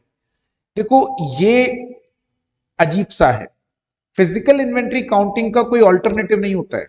हाँ, फिजिकल इन्वेंट्री काउंटिंग का या तो मैं ऑब्जर्व करता, मैनेजमेंट परफॉर्म करता, उसका ऑल्टरनेट था कि अगर मैं ऑब्जर्व नहीं कर पा रहा हूं तो मैं रीपरफॉर्म करूं। ये बात तो भेजे में जा रही है, ये बात तो अपने को समझ में आ गई कि अगर मैं ऑब्जर्व नहीं कर पाया तो मैं रीपरफॉर्म कर लूंगा, जैसे पहले वाला केस था। लेकिन जहां मैं इन्वेंट्री का फिजिकल इन्वेंट्री काउंटिंग करना पॉसिबल ही नहीं है, ऑडिटर के लिए तो नहीं है कम से कम, या ऑडिटर को तो आप अलाउ नहीं कर सकते, तो मैं क्या ऑल्टरनेटिव प्रोसीजर ढूंढूं? आप मुझे लोकेशन पे ही नहीं जाने दे रहे या उस समय नहीं जाने दे रहे, तो या तो मेरे पास ऑप्शन है मैं रिकॉर्ड्स में से वेरीफाई करूं, पहला ऑप्शन ये है, inspection of documents of subsequent sale, या तो मैं डॉक्यूमेंट्स देखूं कितना सेल, क्या मतलब सब्सिक्वेंट सेल, मतलब ये कि 1 अप्रैल के या उसके बाद जो माल बिका, हमेशा सामान्य तौर पर क्या होता है, फीफो मेथड होता है, हम पढ़ते हैं लीफो फीफो वेटेड एवरेज, पर एक्चुअल में मोस्ट ऑफ द टाइम पर फीफो मेथड यूज होता है, फर्स्ट इन फर्स्ट आउट। तो 1 अप्रैल या उसके बाद जो मटेरियल बिका होगा, ये हम मान रहे हैं कि वो मटेरियल पहले कहां से बिका होगा, स्टॉक से, क्लोजिंग स्टॉक। तो 1 अप्रैल या उसके बाद जो माल बिका है उसका डिटेल लो, जो माल बिका, और नया माल खरीदने से पहले जो माल बिका वो सारा हम ये मान लेंगे कि स्टॉक में से गया, क्योंकि और तो कोई ऑप्शन ही नहीं है, तो वो आप चेक करो। Inspection of document of physical purchase prior to physical inventory counting, यदि मैनेजमेंट ने कोई फिजिकल इन्वेंट्री काउंट करा है, अभी हम तो नहीं जाने दे रहे, हमें तो मैनेजमेंट ने तो करा होगा, उन्होंने कोई परचेज वगैरह करा है तो वो डॉक्यूमेंट देखो, क्योंकि जो लास्ट में परचेज करा होगा वो बाद में निकलता है, तो क्लोजिंग स्टॉक में सामान्य तौर पर वही आइटम होता है जो सबसे एंड में बचा। तो या तो मैं 31 मार्च के बाद जो सेल्स हुई उसके रिकॉर्ड्स देखो, और उससे मैं कैलकुलेट करूं कि कितना माल बिका 31 मार्च के बाद, नया माल खरीदने से पहले, वो मेरा क्या हो गया, क्लोजिंग इन्वेंटरी। या तो 31 मार्च से पहले जो भी लेटेस्ट परचेज हुई है वो देखो, जो माल अभी तक नहीं बिका। ये दो ही तरीके हैं, लेकिन ये सिर्फ जुगाड़ है, ये कोई ऑथेंटिक मेथड नहीं है। इस तरह का मेथड आपको फॉलो नहीं करना चाहिए, ऐसा मेरा मानना है। लेकिन अब हमारे पास ऑप्शन भी नहीं, ऑप्शन है आप मैनेजमेंट से एमआर ले लो। सामान्य तौर पर हम यही करते हैं, मैनेजमेंट से एमआर। देखो जैसे पेट्रोल वाला मैंने आपको एग्जांपल दिया था, अगर आपको याद हो कि पेट्रोल के टैंकर में नीचे कितना पेट्रोल है, ये मैं ना 31 को चेक कर सकता हूं, ना 2 को चेक कर सकता हूं, ना 5 को चेक कर सकता हूं। अब मैनेजमेंट खुद भी नहीं कर सकता, तो मैं किसको ना, मैं खुद तो परफॉर्म नहीं कर सकता, मैनेजमेंट भी नहीं परफॉर्म कर सकता जो मैं ऑब्जर्व कर। तो हमारे पास एक ही ऑप्शन बचा, हम लोग मैनेजमेंट एक्सपर्ट से एडवाइस लें। राइट, यही होता है सब जगह। या मान लीजिए कहीं डेंजरस नेचर का कोई मटेरियल है हमारे स्टॉक में, डेंजरस नेचर का मटेरियल तो हम लोगों को जनरली ऑडिटर को हम अलाउ नहीं करते या नहीं कर सकते ऑडिटर को allow. So in these cases management को हम बोलते हैं सर आपका कोई एक्सपर्ट है उससे। बाकी अगर आप डॉक्यूमेंट के सेल परचेज के डॉक्यूमेंट देखना चाहें तो देख सकते हैं, बट ये बड़ा टाइम कंज्यूमिंग होता है, क्योंकि 31 मार्च को जो स्टॉक होगा पता नहीं उसको बिकने में कितने दिन लगे होंगे, या उसको बिकने में आगे पता नहीं कितना टाइम लगा होगा। तो आप कब तक के सेल्स के रिकॉर्ड चेक करोगे? एक दिन, 2 दिन, 5 दिन, 10 दिन, कब तक के सेल्स के रिकॉर्ड चेक करेंगे? कोई लिमिट थोड़ी ना है। इसीलिए second, if not possible to perform alternative audit process then modify the opinion. अब अगर आप ये भी नहीं कर पाए, यानी कोई ऑल्टरनेटिव प्रोसेस नहीं निकला, तो मॉडिफाई। देखो बेटा, मॉडिफाई का मतलब यहां पर थोड़ा ध्यान समझेगा, हम लोगों की ऑडिट रिपोर्ट में दो तरह की ओपिनियन होती है, मॉडिफाई और अनमॉडिफाई। अनमॉडिफाई ओपिनियन अच्छी होती है, इसका मतलब होता है क्लीन ओपिनियन।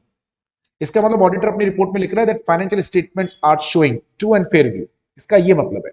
तो ये अच्छी ओपिनियन है, ये कोई बुरी ओपिनियन नहीं होती है, बड़ी अच्छी ओपिनियन है that auditor is expressing an opinion that financial statements are showing true and fair view, एक बार, ठीक है।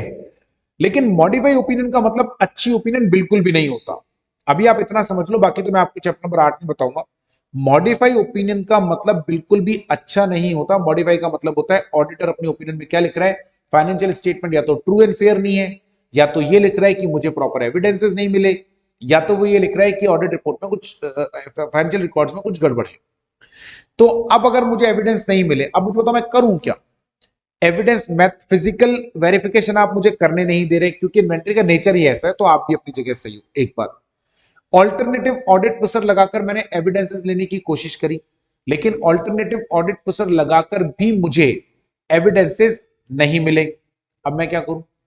If not possible to perform alternative process, तो मैं कुछ तो लिखूंगा रिपोर्ट में। तो हम लोग अपनी रिपोर्ट में रिपोर्ट मॉडिफाई करते हैं, और कौन सा ओपिनियन देते हैं मॉडिफाई में भी? डिस्क्लेमर।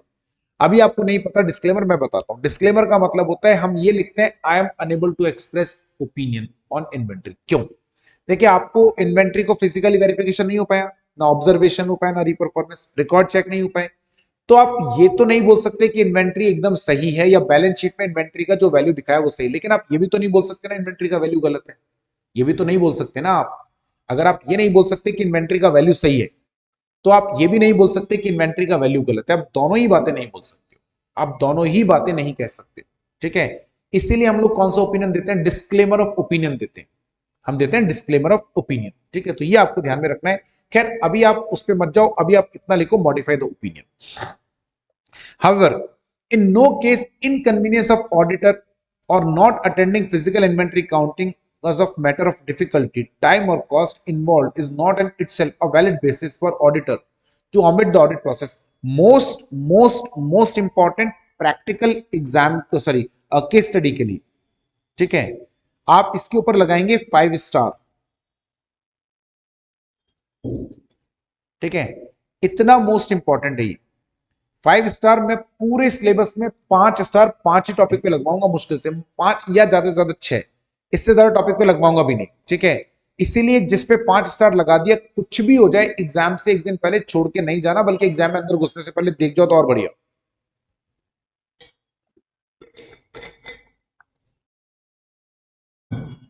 ठीक है। आ जाओ,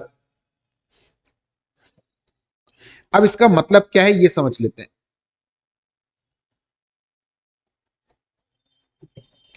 देखो बेटा, ऐसा है, हम इन्वेंट्री काउंटिंग पे नहीं गए क्योंकि प्रैक्टिकली पॉसिबल नहीं था। हमारी गलती नहीं थी, मैं नहीं जाना चाहता था, ऐसा नहीं है। प्रैक्टिकली पॉसिबल नहीं था। शायद हो सकता है मटेरियल का नेचर ऐसा रहा हो, शायद हो सकता है इन्वेंट्री इस नेचर की हो कि जिसे लाइक ऑडिटर को हम परमिट नहीं कर सकते इन्वेंट्री को चेक करने जाने के लिए, ये पॉसिबल है, राइट। कुछ तो रहा होगा बट इसमें ऑडिटर की गलती नहीं, या तो इन्वेंट्री का लोकेशन ऐसा रहा होगा। लेकिन सोचो आप ऐसी किसी एंटिटी की ऑडिट कर रहे हैं जिसकी इन्वेंट्री को आप इजीली चेक कर सकते हैं, फिजिकल वेरिफिकेशन किया जा सकता है, या तो मैनेजमेंट फिजिकल वेरिफिकेशन करे तो आप प्रेजेंट हो सकते हो, या तो आप खुद भी कर सकते हो, राइट। या फिर एंटिटी ऐसी है जिसमें इन्वेंट्री को चेक करने के लिए एंटिटी ने भी आपको नहीं रोका, सब कुछ ठीक, फिर भी आप नहीं गए या आप जाना नहीं चाहते क्योंकि आपको ऐसा लगता है कि इन्वेंट्री काउंटिंग करने जाने के लिए या वहां प्रेजेंट रहने के लिए भी, वहां प्रेजेंट बहुत तो टाइम खराब हो जाएगा आने जाने में, डिफिकल्टी भी बहुत होगी, या खर्चा ज्यादा हो जाएगा, इस वजह से या इनकन्वीनियंस आपको रहेगा, इस वजह से आप नहीं गए। अब यार ये कोई बात थोड़ी ना होती है। हमने अगर किसी एंटिटी का ऑडिट लिया, क्या ना, देखो हमारे परसों क्या हुआ, परसों नहीं, परसों से 2 दिन पहले, और मतलब संडे की बात है, वो एक एसी फिट करने वाला आया था घर पे। तो सामान्य तौर पर उनके फिक्स चार्जेस होते हैं, वो लोग 1500 रुपए लेते हैं एक एसी को इंस्टॉल करने का ना, उनका फिक्स है, सब जगह यही है, सारे एसी वाले 1500 लेते हैं, ठीक है। और सामान्य तौर पर उनको एक एसी इंस्टॉल करने में लगभग 1.5 से 2 घंटे लगते हैं, 2 घंटे में वो लोग जनरली एसी इंस्टॉल कर देते हैं, ये नॉर्मल प्रक्रिया है। अब वो आया, उसने बता दिया, हमने उसको ये एसी लगेगा, यहां लगेगा, उसने बता दिया 1500 रुपए, ठीक है 1500 रुपए लगते हैं, बात खत्म, लगते ही है। वो इंस्टॉल करने बैठा, लगभग 4.5 घंटे लग गए यार। कुछ उनको टेक्निकल प्रॉब्लम आ गई एसी को वो इंस्टॉल करते समय, उन्होंने एक्सपेक्ट नहीं किया था, दो उनको लोकेशन दिखा दी गई थी पहले कि ये एसी यहाँ लगेगा, ये आउटडोर यूनिट यहाँ लगेगी, इंडोर यूनिट यहाँ लगेगी, इसका स्टैंड यहाँ लगेगा, ये सब हमने पहले उनको बता दिया था, इसमें कोई छुपाने की बात नहीं। लेकिन शायद उनका असेसमेंट गलत हो गया या वो लोग नहीं समझ पाए या जो भी थे, उनको लग गए 4.5 घंटे। तो वो मेरे से 1500 की जगह 3000 थोड़ी ना मांग सकता है, या 4000 थोड़ी ना मांग सकता है, ये तो पॉसिबल नहीं है ना। यानी अगर किसी काम में डिफिकल्टी आ गई या डिफिकल्टी है तो इस वजह से हम वो काम ना करें, ये तो कोई लॉजिक नहीं होता ना यार। हो सकता है किसी यहां 4.5 घंटा लगा, हो सकता है किसी जगह उसको आधे घंटे में एसी फिट हो जाए, 2 घंटे की जगह तो वहां टाइम बच भी गया, तो वहां कम पैसे थोड़ी ना लेते हैं। इसी तरीके से अगर आज आप किसी एंटिटी की ऑडिट करते हैं, ये होता है बेटा, सबके साथ होता है, तुम्हारे साथ भी होगा, मेरे साथ भी होता है, हुआ है, आर्टिकलशिप में भी होगा, प्रैक्टिकली भी होगा। कई बार ऐसा होता है कि कोई एंटिटी में फिजिकल इन्वेंटरी काउंटिंग हमारा आधे घंटे में पूरा हो जाता है और किसी में 2-2 दिन लग जाते हैं। मैं एक एंटिटी का नाम नहीं ले सकता हूं, इसलिए थोड़ा सा प्रॉब्लम है, मैडम आपको नाम लेके बताता हूं, आप जानते भी, बहुत फेमस कंपनी है, ठीक है ना। उसकी इन्वेंटरी काउंटिंग करने में हमको लगभग 3.5 दिन लगे, 3.5 दिन, जिसमें तो हमने डेली पर कम से कम 8 से 9 घंटे इन्वेंट्री काउंटिंग में दिए होंगे रोज, और जिसमें तो हम खुद इन्वेंट्री काउंटिंग नहीं कर रहे, हम खाली ऑब्जर्व कर रहे थे। उसका गोदाम इतना बड़ा, मतलब उस गोदाम को अगर हम फिजिकली वेरीफाई करने का सोचे, अच्छा उस साइज के गोदाम की हमने पहले भी ऑडिट करी, उस एंटिटी की नहीं किसी और की, तो हमें इतना टाइम नहीं लगता था। पर उसके छोटे छोटे प्रोडक्ट्स, और हर बार हर प्रोडक्ट का नेचर अलग, तो हमारे पास ऑप्शन ही नहीं था करना। अब लगेगा तो लगेगा टाइम यार, 3-3.5 दिन लगे तो लगे, कॉस्टिंग भी आती है क्योंकि 3 दिन तक। अब अच्छा, वो लोकेशन भी वो नहीं थी जहां पर एंटिटी का हेड ऑफिस था, लोकेशन भी ऑफशोर थी, है ना, मतलब जिस एरिया में हम ऑडिट कर रहे थे, जहां उसका हेड ऑफिस था, जहां रिकॉर्ड्स चेक कर रहे थे, वहां नहीं थी, दूसरी जगह लोकेशन थी। और जयपुर में भी नहीं थी, मतलब जयपुर से बाहर था, तो होटल में रुकने का खर्चा होता है ना यार। अभी 3 दिन, 3.5 दिन का मतलब है 4 दिन, 4 दिन पूरे लगेंगे, 5वें दिन मॉर्निंग में हम लोग वहां से निकले, तो 4 दिन का होटल का खर्चा, रहना, उसका खाने पीने का खर्चा, ट्रेवलिंग वगैरह, जो लगेगा लगेगा यार। तो अगर कहीं पर फिजिकल इन्वेंट्री काउंटिंग करने में या फिजिकल इन्वेंट्री काउंटिंग के टाइम पर प्रेजेंट होने में आपको परेशानी हो रही है, टाइम लग रहा है, कॉस्टिंग ज्यादा आ रही है, ये कोई अपने आप में बेसिस नहीं होता इस बात का कि ऑडिटर, वो ऑडिट प्रोसेस लगा ही नहीं और इन्वेंट्री को काउंट ही नहीं करे। ऐसा नहीं कर देना बेटा, ऐसा नहीं होता है। This is not a professionalism, right, so we can not do that. आपको लगाना ही पड़ेगा। अगर कोई specially when no alternative audit processor, बल्कि ये तो लिख दे रहे हैं, ये तो कह रहे हैं कि अगर अल्टरनेटिव ऑडिट प्रोसेसर तो वो लगा देना, पर कुछ करना, मैं तो कह रहा हूं अल्टरनेटिव अवेलेबल है तो भी आपको ये लगाना है, क्योंकि देखो ये कोई बात नहीं होती है, करना ही पड़ेगा, टाइम लगेगा लगेगा, राइट। ये अब आता है नीचे, if inventory is under the custody and control of third party. आपको याद हो तो हमने पीछे इसके बारे में चर्चा की भी थी कि कई बार ऐसा होता है कि इन्वेंट्री थर्ड पार्टी के पास होती है, जैसे एजेंट के पास है, जैसे कंसाइनमेंट एजेंट के पास में, ब्रोकर के पास में, क्योंकि बेचने के लिए आगे हमें पहुंचाना पड़ता है. So there is a possibility that inventory is held by third parties like agent और एक्सेट्रा. अब ऐसे केस में क्या होता है, अगर inventory is held by third party या थर्ड पार्टी के पास में इन्वेंट्री है, तो मैं उसको कैसे चेक करूं. और ये तो होगा, आज आप देखो ना, जो भी कंपनीज हैं, जितनी भी कंपनीज हैं जो कि एफएमसीजी बनाती है या इलेक्ट्रॉनिक प्रोडक्ट्स बनाती है, बेटा उनके जो डीलर्स होते हैं वो डीलर कोई कंपनी से खरीदते नहीं है. ऐसा नहीं चलता है कि उन्होंने खरीद लिया. नहीं नहीं नहीं, कंपनी उनको मटेरियल देती है, वो उसे बेचते हैं, अगर नहीं बिकता है तो कंपनी रिटर्न करती है. And they use to make payment to the company only when the goods are sold. जैसे फॉर एग्जांपल मेरा इलेक्ट्रॉनिक का शोरूम है, तो मेरे पास अगर आज लॉयड कंपनी के 25 एसी रखे हैं, तो मैंने वो 25 एसी लॉयड कंपनी से खरीद नहीं लिए. ऐसा नहीं कि वो 25 एसी मैंने लॉयड कंपनी से परचेज कर लिए, बाय कर लिए. नहीं, मैंने कोई लॉयड कंपनी से बाय नहीं करे वो 25 एसी. लॉयड कंपनी ने मुझे 25 एसी दिए हैं और मैं उनको सेल हो जाएगा, उसके बाद में कंपनी को पैसा भेज दूंगा. मैंने माल बेचा, फिर उसके बाद में कंपनी को मैं माल का पैसा भेज दूंगा. This is how we generally, यानी जब तक वो माल नहीं बिक रहा, टेक्निकली देखा जाए तो वो तो कंपनी का स्टॉक है ना यार, वो तो उस डीलर का स्टॉक नहीं है. तो इस तरीके से हो सकता है स्टॉक आपका कभी किसी और थर्ड पार्टी के पास में पड़ा हो. अब 31 मार्च को अगर स्टॉक कंपनी के गोडाउन में ना होकर थर्ड पार्टी के पास है, तो हम कैसे चेक करेंगे. देखो, if inventory is under the custody of third party but is not material to financial statement, यानी कोई बहुत ज्यादा बड़े काउंट की नहीं. तो देखो, पहली बात तो ये है, मैं आपको ऊपर लेके चल लेता हूं वापस से. कहां पर, यहां पर हमने क्या बोला था आपको कि auditor when amount of inventories material, क्या लिखा था, auditor shall not verify inventory when amount of inventory is not material.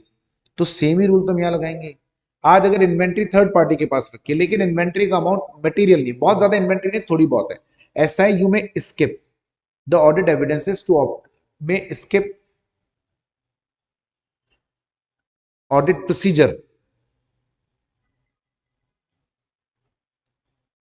To obtain audit evidence. बिल्कुल आप स्किप कर सकते हैं, कोई दिक्कत नहीं है, कोई भी परेशानी नहीं है. You may skip audit procedure, आपकी इच्छा. हम तो स्किप ही करते हैं. ऐसे छोटी मोटी इन्वेंट्री को चेक करने बैठेंगे तो हो लिया अपना काम. ऐसे तो फिर ऑडिट ही नहीं कर पाएंगे. If inventory is under custody and control of third party is material, लेकिन अगर थर्ड पार्टी के पास जो इन्वेंट्री रखी है उसकी क्वांटिटी मटेरियल है, अमाउंट भी बहुत ज्यादा है, तो अब हमें ऑडिटर शेल, देखो वर्ड क्या लिखा है, शेल. अच्छा, यहां में क्यों लगाया, यदि मान लीजिए अगर कोई ऑडिटर कहता है नहीं, मैं तो चाहे इन्वेंट्री छोटी हो चाहे बड़ी हो, मैं तो चेक करूंगा, वो आपकी इच्छा है. यहां शेल में हम आपको चॉइस नहीं दे रहे.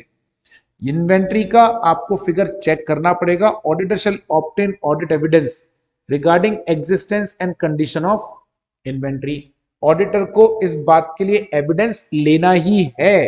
लेकिन अब सवाल है थर्ड पार्टी के पास हम कैसे करें. अगर एंटिटी के गोडाउन में रखा होता तो कोई तकलीफ नहीं थी, वहां तो हम चले जाते इन्वेंट्री के, एंटिटी के गोडाउन में जाते, वेरीफाई कर लेते, खुद कर लेते, एंटिटी से ऑब्जर्व कर, एंटिटी से परफॉर्म करवा लेते, हम ऑब्जर्व कर लेते.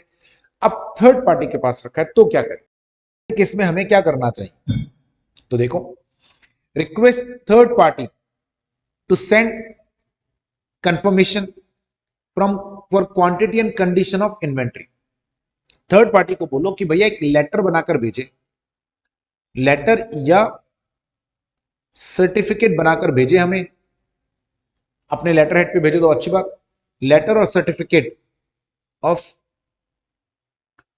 क्वांटिटी एंड वैल्यू ऑफ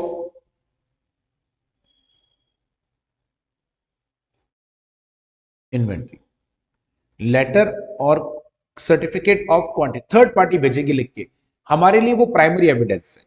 ठीक है. परफॉर्म इंस्पेक्शन और other audit procedure appropriate in above circumstances. इसके अलावा अगर आपको लगता है कोई और ऑडिट प्रोसीजर आप लगा सकते हो, कोई डॉक्यूमेंट वगैरह का आप इंस्पेक्शन कर सकते हो तो करो. देखो, मुझे लगता है कि इन दोनों से पहले, इंस्टीट्यूट ने नहीं लिखा, मुझे लगता है कि होना चाहिए था. देखिए, अगर थर्ड पार्टी के पास इन्वेंट्री पड़ी है और थर्ड पार्टी बहुत सारी नहीं है, ठीक है, थर्ड पार्टी बहुत सारी नहीं है, एक या दो ही थर्ड पार्टी. जैसे क्या होता है, मान लीजिए कि आपने अपना एक होलसेल डिस्ट्रीब्यूटर बना रखा है, सब कंपनियां करती हैं आज के टाइम पे, जिसको हम लोग बेसिकली सेलिंग एजेंट बोलते हैं, ये सेलिंग एजेंट होता है। कंपनी एक एजेंट अपॉइंट करती है who takes responsibility of distribution of product throughout the country। सारे रिटेलर्स होलसेलर से वही डील करेगा, कंपनी डील नहीं करती। इससे कंपनी का थोड़ा प्रॉफिट कम हो जाता है लेकिन आसान हो जाता है। यानी आज कंपनी ने एक सोल सेलिंग एजेंट अपॉइंट कर दिया कि भैया तू ही डिस्ट्रीब्यूटर ढूंढ, तू ही सेलर ढूंढ, तू ही होलसेलर, जो तेरे को ढूंढना है ढूंढ, हम तो तेरे को माल देंगे और तेरे से ही बात करेंगे कितना माल बिका कितना नहीं बिका। जो माल बिक गया उसका तो हमें पैसा देगा। अगर एक आध ही थर्ड पार्टी के पास माल पड़ा है तो आप फिजिकली भी वहां जाके वेरीफाई कर सकते हो। लेकिन अगर फिजिकल वेरिफिकेशन पॉसिबल नहीं है क्योंकि इन्वेंट्री बहुत सारी थर्ड पार्टी के पास में है, तो आपको सर्टिफिकेट मंगाना चाहिए एक बार। सेकंड, अदर ऑडिट प्रोसीजर क्या हो सकते हैं, जैसे inspecting documents regarding inventory held by third party, जैसे warehouse receipt for example. Third party को हमने बोला देखो वो तो है ही एक तारीख का सब लेटर या सर्टिफिकेट हमने वहां से मंगा लिया, और क्या हमने थर्ड पार्टी को बोला कि सर आपके गोडाउन में माल रखा है। कई बार क्या होता है गोदाम किराए का होता है, ठीक है ना, जैसे कोल्ड स्टोरेजेस होते हैं। कोल्ड स्टोरेज तो किराए पे लेने पड़ते हैं आपको। तो जब कोल्ड स्टोरेज में या किसी और के गोदाम में आप माल रखते हो किराए पे, तो माल अंदर रखने से पहले बकायदा पूरे माल का स्टेटमेंट बनता है। उसकी तो समझो ना, कोल्ड स्टोरेज वाले की तो बेचारे की जिम्मेदारी हो जाएगी ना, कल को माल आपने रखा कम, बाद में बोल रहे हो आप कोल्ड स्टोरेज वाले ने माल को गायब कर दिया। ऐसा आप कोल्ड स्टोरेज वाले को बोल रहे हो कि तूने माल गायब कर दिया, माल चेंज कर दिया, वो क्या करेगा बेचारा। तो इसीलिए कोल्ड स्टोरेज में या कहीं पे भी हम गोडाउन में माल रखते हैं तो बकायदा वेयर हाउस रिसीप्ट बनती है, उसमें लिखा होता है आपने क्या क्या सामान अंदर रखा है। हमने थर्ड पार्टी को बोला सर आप उसकी कॉपी भेज दो, क्योंकि देखो वेयर हाउस वाला जो होगा वो झूठ नहीं बोलेगा। आज अगर मान लीजिए आप मेरे एजेंट है, आप मेरी कंपनी के एजेंट है, अब मान लीजिए मैं ऑडिटर हूं, आप किसी कंपनी के एजेंट है जिसकी मैं ऑडिट कर रहा हूं, आपके पास माल पड़ा और आपका अपना खुद का गोडाउन नहीं है, तो आप किराए के गोदाम में माल रखते हो या आप कोल्ड स्टोरेज में माल रखते हो, ठीक है। तो जब आप गोदाम में या कोल्ड स्टोरेज में माल रखने जाओगे जो कि किसी और का गोदाम है, वो आप पर्ची बनाएगा, वो तो झूठ क्यों बोलेगा, वो तो सच बोलेगा। जो जो सामान आपने उसके पास रखा होगा या जो जो भी सामान आपने उसके पास में जमा कराया होगा, ठीक है, उसकी पर्ची बनी होगी, वो पर्ची एज इट इज वो आपको देता है। मतलब वेयर हमने बोला थर्ड पार्टी को भैया इसकी फोटो खींच के भेज दे या फोटो कॉपी करा के देते, इसको बोलते हैं वेयर हाउस रिसिप्ट। इससे आपको पता चल सकता है थर्ड पार्टी के पास माल कितना है। Request confirmation from other party with inventory pledged, यदि मान लीजिए आपने इन्वेंट्री किसी एजेंट के पास डिस्ट्रीब्यूटर के पास नहीं रखी, कंपनी ने अपनी इन्वेंट्री कहीं प्लेज कर रखी फॉर वर्किंग कैपिटल लोन, ठीक है, किसी बैंक में इनके पास आपने प्लेज करा हुआ है, ये तो और भी अच्छी बात है, क्योंकि उस केस में इन्वेंट्री तो आप ही के पास रखी होगी लेकिन उसकी वैल्यू जो है बैंक को पता होगी, उनसे आप सर्टिफिकेट ले सकते हो। Arranging other auditor to attend third party physical verification, या तो मैं खुद जाऊं, मान लीजिए दूसरी लोकेशन पर है, बहुत दूर है, मैं जयपुर में हूं और जो थर्ड पार्टी है जो हमारा सोल सेलिंग एजेंट है मान लीजिए वो हैदराबाद में है। अब मुझे लगता है मैं यहां से जाऊंगा तो एक तो मेरा आने जाने का खर्चा, फिर मेरा वहां पे रुकने का सारा खर्चा, टीए डीए, क्या ना, देखो अभी अगर मैं अकेला भी जाऊंगा, और अकेला तो जाऊंगा नहीं, एक आध दो आर्टिकल को साथ लेके जाना पड़ेगा, तो हम तीन चार जने जाएंगे, मुझे पता है फिजिकल इन्वेंट्री काउंटिंग करने जाएंगे लगभग 60-70 हजार खर्च हो जाएंगे। एंटिटी के हमारी नहीं, एंटिटी के 60-70 हजार खर्च करना है और फिर मेरा 3 दिन खराब होंगे सो अलग। तो मैंने एंटिटी को बोला कि सर वो जो थर्ड पार्टी है उसको बोलो वहीं के किसी लोकल चार्टेड अकाउंटेंट या ऑडिटर को अपॉइंट करे, वो इन्वेंट्री का काउंटिंग करके जैसे मैं इन्वेंट्री काउंटिंग करता है ऐसे वो कर लेगा और वो अपनी रिपोर्ट बनाकर मुझे भेज दे। हो सकता है वो वहां पर यही काम 35 हजार में कर दे, 40 हजार में कर दे, एक तो 30 हजार बच गए प्लस आपका समय बच गया। तो वो भी आप कर सकते हो कि किसी थर्ड ऑडिटर को हम बोले वो अपॉइंट हो और वो देखें। And fourth, obtaining other auditors report or service auditors report or adequacy of third parties internal control for proper counting and safeguarding of inventory, ये ऊपर वाले जैसा ही कि ये इसी का एक्सटेंशन है कि अदर ऑडिटर को आपने फिजिकल इन्वेंट्री काउंटिंग के लिए भेजा, वो ऑडिटर ने जो रिपोर्ट बनाकर भेजी, नहीं ये ऊपर वाले जैसा नहीं है, ऊपर वाले से अलग है। क्यों अलग है ऊपर वाले से, ये तो जो थर्ड पार्टी है उसका जो ऑडिटर है, ऊपर वाले में तो ऑडिटर हमने भेजा, नहीं समझे आप। जैसे मान लीजिए आज मान लीजिए मैं लैक्मे कंपनी की ऑडिट करूं फॉर एग्जांपल, और लैक्मे कंपनी का जो सोल सेलिंग डिस्ट्रीब्यूटर है जो कि पूरे इंडिया में उसका माल बेचता है, उसका गोडाउन वो बेंगलोर में, ठीक है, और अपन यहाँ गुड़गांव में, मतलब कंपनी की जो फैक्ट्री है, कंपनी का जो ऑफिस है वो गुड़गांव में, मैं गुड़गांव में हूँ, उसका सोल सेलिंग एजेंट है मान लीजिए हैदराबाद में। और पूरे इंडिया में वही डिस्ट्रीब्यूट करता है। नहीं, कंपनी की फैक्ट्री से माल बनता है और फिर वो उसके पास हैदराबाद जाता है, वहीं से वो पूरे इंडिया में डिस्ट्रीब्यूट करता है, यानी हमारे लिए तो वही है। अब उसके पास माल रखा है। पहला तरीका तो ये कि मैं किसी हैदराबाद के किसी लोकल सीए फर्म को अपॉइंट करूं और उसको बोलूं कि जाके वो लैक्मे कंपनी का वो एजेंट है, उसके पास सारा माल होता है, आप उसका फिजिकल वेरिफिकेशन करो इन्वेंट्री का, ऑथोरिटी लेटर मैं यहां से भेजता हूं आपको, ठीक है, या अथॉरिटी लेटर मैं भिजवाता हूं, वो अपनी रिपोर्ट देगा। एक मैंने वो जो जो एजेंट है उस वो भी एजेंट भी कंपनी के फॉर्म में था, मान लीजिए एजेंट भी कोई पार्टनरशिप फॉर्म थी, एलएलपी थी, उसका जो ऑडिटर है जो कि उसकी ऑडिट करने आता होगा उससे हम पूछ रहे हैं, उसका जो ऑडिटर है जो उसकी ऑडिट करने आता है उससे हम पूछ रहे हैं, क्या पूछ रहे हैं मुझसे कि भैया,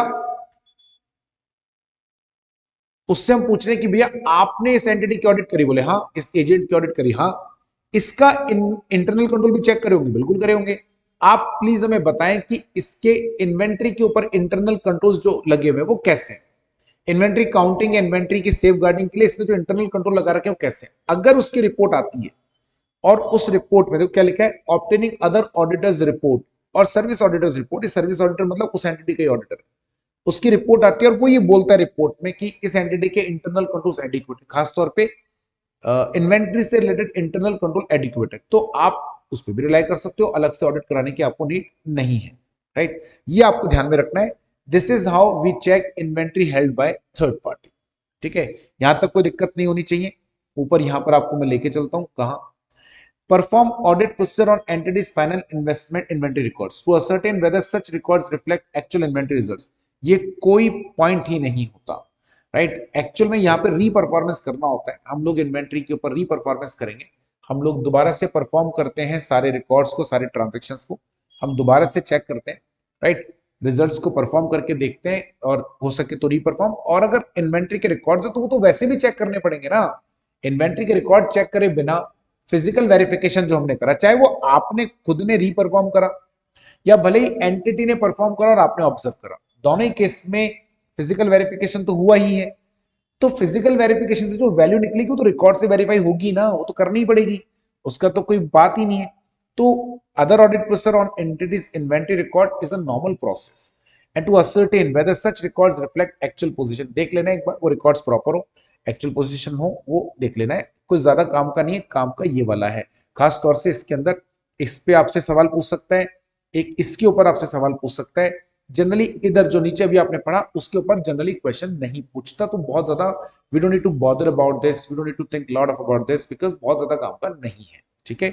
तो ये था हमारा एक आइटम, मैं आपको याद दिला देता हूं एक बार दोबारा से हम एग्जैक्टली पढ़ क्या रहे हैं, हम पढ़ रहे हैं ऐसे 501 जो कि ऐसे 500 का एक्सटेंशन है, और ऐसे 500 में बोलता है कि ऑडिटर को sufficient and appropriate audit evidence लेने चाहिए, बिना उसके हम अपनी ओपिनियन नहीं बना सकते, क्योंकि अगर आप सफिशिएंट एंड एप्रोप्रिएट एविडेंस लेंगे so auditor will be able to obtain reasonable assurance कि financial statement free from misstatement है या नहीं, और उससे जो ऑडिट रिस्क होता है यानी ओपिनियन के गलत दे देने का जो रिस्क होता है वो काफी हद तक कम हो जाएगा, हमारी समस्या थोड़ी खत्म हो जाएगी। दूसरा, जो सफिशिएंट एंड एप्रोप्रिएट एविडेंस आपको लेना, उसका मीनिंग हमने बता दिया आपको, एप्रोप्रिएट का मतलब होता है रेलेवेंट एंड रिलायबल, सफिशिएंट का मतलब क्वांटिटी ऑफ ऑडिट एविडेंस। अब चूंकि एक लाइन हमने बोली थी ऑडिटर को अपना प्रोफेशनल जजमेंट लगाना है, और प्रोफेशनल जजमेंट लगाकर ऑडिटर को सफिशिएंट एंड एप्रोप्रिएट एविडेंस लेने हैं, ऑडिटर को डिसाइड करना है कि किस आइटम के लिए मुझे क्या और कितना एविडेंस लेना है, ये ऑडिटर का अपना एक पर्सनल जजमेंट होने वाला है। लेकिन अब ये जजमेंट तो धीरे धीरे आएगा लगाना, इसीलिए ऐसे 501 में उन्होंने आपको 3 आइटम्स के बारे में बोला कि इनका ऑडिट प्रोसीजर हम आपको सिखा देते हैं, इनमें आपको क्या ऑडिट प्रोसीजर लगाना है, कैसे एविडेंस लेना है, किस तरह का एविडेंस लेना है, वो हमने आपको सिखा देना है, बाकी फिर आपको अपना जजमेंट लगाना है। तो ऐसे 501 जो है वो ऐसे 500 का एक्सटेंशन या एक्सपांशन होता है। अच्छा, अब इसमें दूसरा आइटम क्या है, लिटिगेशन एंड क्लेम्स। अब सवाल आता है पहला, लिटिगेशन एंड क्लेम्स एग्जैक्टली होते ही क्या है, ये लिटिगेशन क्लेम्स का काम क्या होता है और ये क्यों आता है, और फिर आएगा सेगमेंट इंफॉर्मेशन जो कि काफी छोटा है, उसमें हमें उतना टाइम नहीं लगता, पर लिटिगेशन क्लेम थोड़ा सा बड़ा है, so will take some time, we'll try to finish this topic, like both topic litigation and claims and segment reporting by end of today, so we can start essay 505 by tomorrow। litigation and claims का मतलब है company के ऊपर court में जो cases चल रहे हैं उनको बोलते हैं लिटिगेशन एंड क्लेम्स। अब इस लिटिगेशन एंड क्लेम्स के अंदर एक लोचा होता है बड़ा, क्या लोचा होता है इसके अंदर, लोचा इसमें ये होता है कि लिटिगेशन एंड क्लेम्स को जनरली बैलेंस शीट के अंदर नहीं लिखा जाता और इसे बैलेंस शीट के बाहर लिखा जाता है by the name of contingent liability. I think this fact is known to everyone. बहुत कॉमन सी बात है, बहुत नॉर्मल सी बात है। हम लोग लिटिगेशन एंड क्लेम जो आते हैं उनको कभी भी लायबिलिटी के केस में नहीं दिखाते, कॉन्टिंजेंट लायबिलिटी के तौर पे दिखाते हैं। लेकिन they are the liability, liability के फॉर्म में दिखाते हैं because they are a liability. तो ऐसे केस में उनको वेरीफाई कैसे करें? अच्छा, जो चीज बैलेंस शीट के बाहर है, हाँ, अगर आज कोई लिटिगेशन या क्लेम हम हार गए और उसमें हमारे ऊपर कोई लायबिलिटी आ गई तो बात ही खत्म हो जाती है सारी की सारी। फिर तो वो लिटिगेशन क्लेम रहा कहां, फिर तो ऑब्लिगेशन बन गया ना। आप कोर्ट में केस चल रहा था, आप हार गए तो आपके ऊपर लायबिलिटी आ गई। अब वो लिटिगेशन नहीं रहा, अब वो क्लेम नहीं रहा, अब तो वो आपके ऊपर ऑब्लिगेशन आ चुका है। अब तो बैलेंस शीट में अंदर लिख लो, क्योंकि वो लायबिलिटी पे करनी पड़ेगी। लिटिगेशन क्लेम कब है वो या कब तक है? जब तक कोर्ट का डिसीजन नहीं आ रहा, और जब तक कोर्ट का डिसीजन नहीं आ रहा कोई फाइनल कंक्लूसिव एविडेंस नहीं होता, राइट। तो ऑडिटर कैसे चेक करे इन्वेंट्री को, सॉरी लिटिगेशन क्लेम को, वो हमें यहां पर पढ़ना है। पहले तो बिल्कुल सिंपल चीजें जो कि बहुत कॉमन है, auditor shall design and audit, ये कॉमन चीजें, इनको याद नहीं करना होता। Auditor shall design and perform audit procedure to identify litigations and claims which gives risk to the material misstatement. अब ये पूरी लाइन जो है ये बड़ी कॉमन सी लाइन है और बड़ी सिंपल सी लाइन है। मैं आपको सिंपल भाषा में समझाता हूँ, कहीं भी यूज कर सकते हो, राइट। ये जो लाइन हम लिखते हैं, ऑडिटर शेल अप्लाई, अप्लाई में दो चीजें हैं, एक तो डिजाइन और एक implementation. Auditor shall apply audit procedure. कैसा ऑडिट प्रोसीजर लगाना है भाई? Auditor shall apply audit procedure. ये जो मैं लिख रहा हूं ये कॉमन है, किसी भी स्टैंडर्ड में लगा सकते हैं, सब में होगा। Auditor shall apply that is design and implement audit procedure which is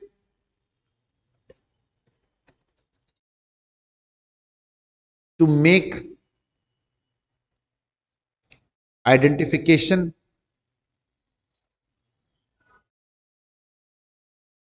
assessment, ठीक है, ऑफ। अब यहां आपको उसका नाम लिख देना जो स्टैंडर्ड आप पढ़ रहे हो, जो ऑडिट प्रोसीजर आप बोल रहे हो, राइट।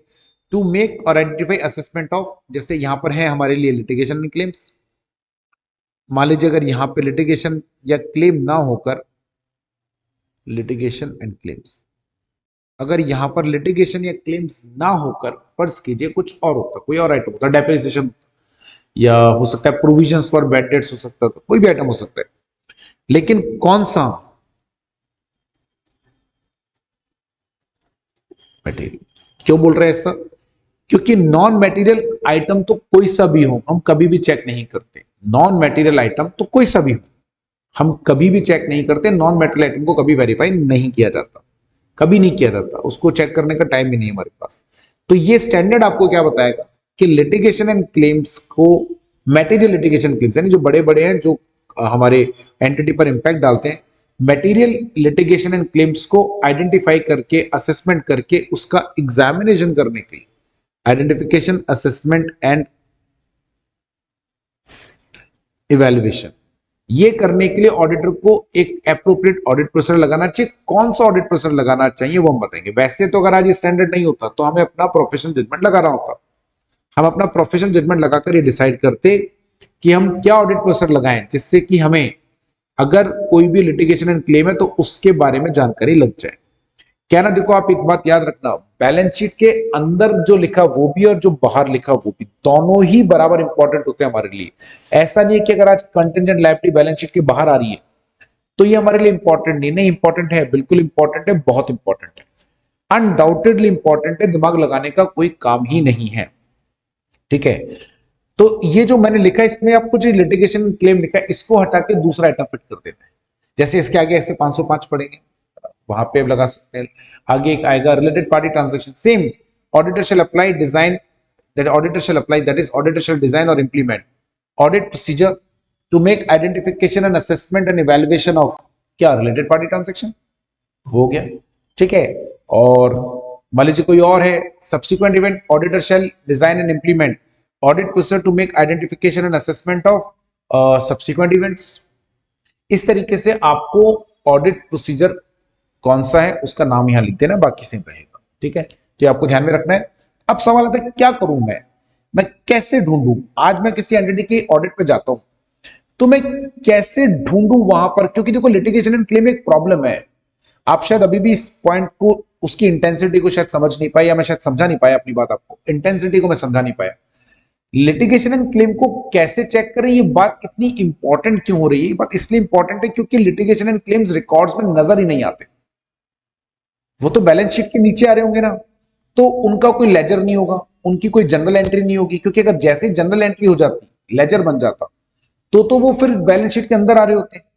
तो लिटिगेशन एंड क्लेम के अंदर प्रॉब्लम यह है कि they are shown as contingent liability as a footnote in the balance sheet. आप लोगों ने सुना ही होगा, पढ़ा होगा 11 12 से पढ़ते हुए। They are shown as contingent liability in the as a footnote in the bottom of the balance sheet. Balance sheet के बॉटम में वो दिखाते हैं एज अ फुटनोट। ठीक है, लिटिगेशन एंड क्लेम्स। अब उस लिटिगेशन एंड क्लेम्स को हमें कैसे चेक करना चाहिए, वो लिटिगेशन एंड क्लेम को हम कैसे वेरीफाई करें? क्योंकि रिकॉर्ड्स में मैं जनरल एंट्री लेजर देखता तो मुझे दिख जाते, but general entry and ledger में तो दिख ही नहीं रहा। So now it becomes a very like typical exercise for us that how to verify this. इसके लिए हम आपको कुछ प्रोसेस बताते हैं। देखो, पहला सबसे आसान तरीका, अच्छा अब यहां पर अगर आप अपना कॉमन सेंस लगाएंगे तो बड़ा अच्छा रहेगा। ठीक है, कॉमन सेंस लगाने के लिए मैं क्यों बोल रहा हूं, कॉमन सेंस लगाने बोल रहा हूं कि अगर वो सोच के देखो, keep yourself in that position, then you will realise. कैसे?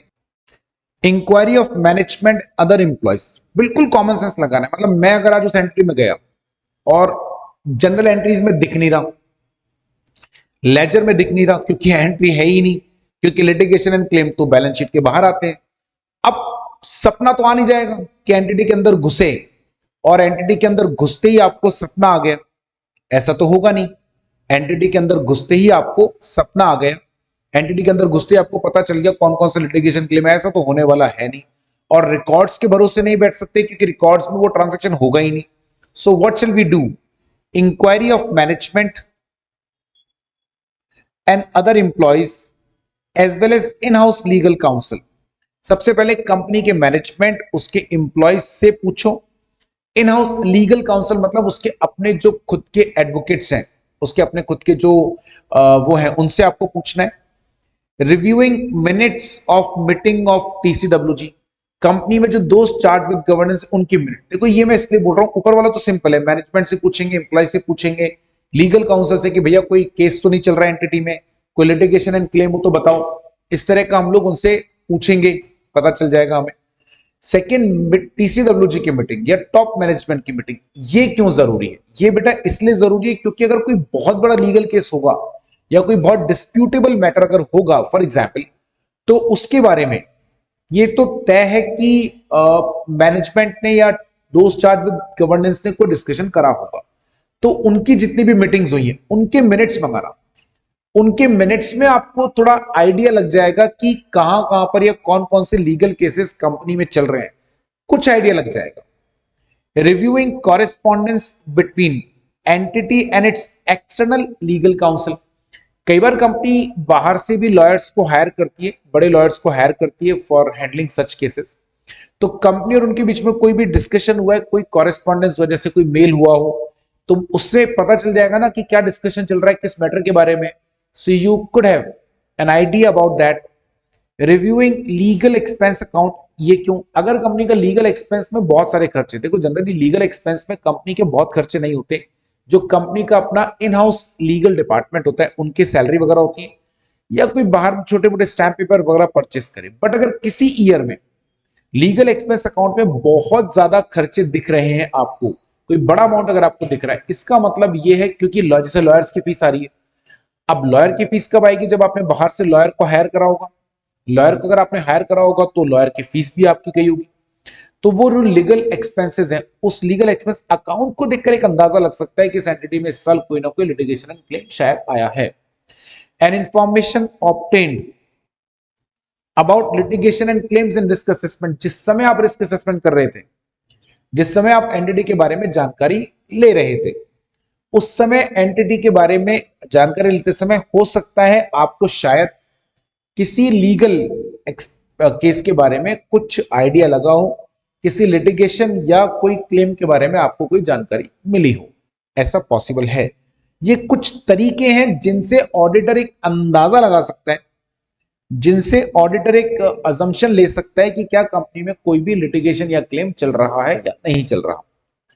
Litigation and claims may have a material effect on financial statements and thus may be required to disclose in accounting। बहुत छोटी सी बात है, एग्जाम के लिए काम की भी नहीं है और बहुत कॉमन सी बात इसलिए क्योंकि आप ये बात तो 12th से या शायद मुझे लगता है कि पहले से पढ़ते हुए आ रहे हैं, हर बच्चा जानता है।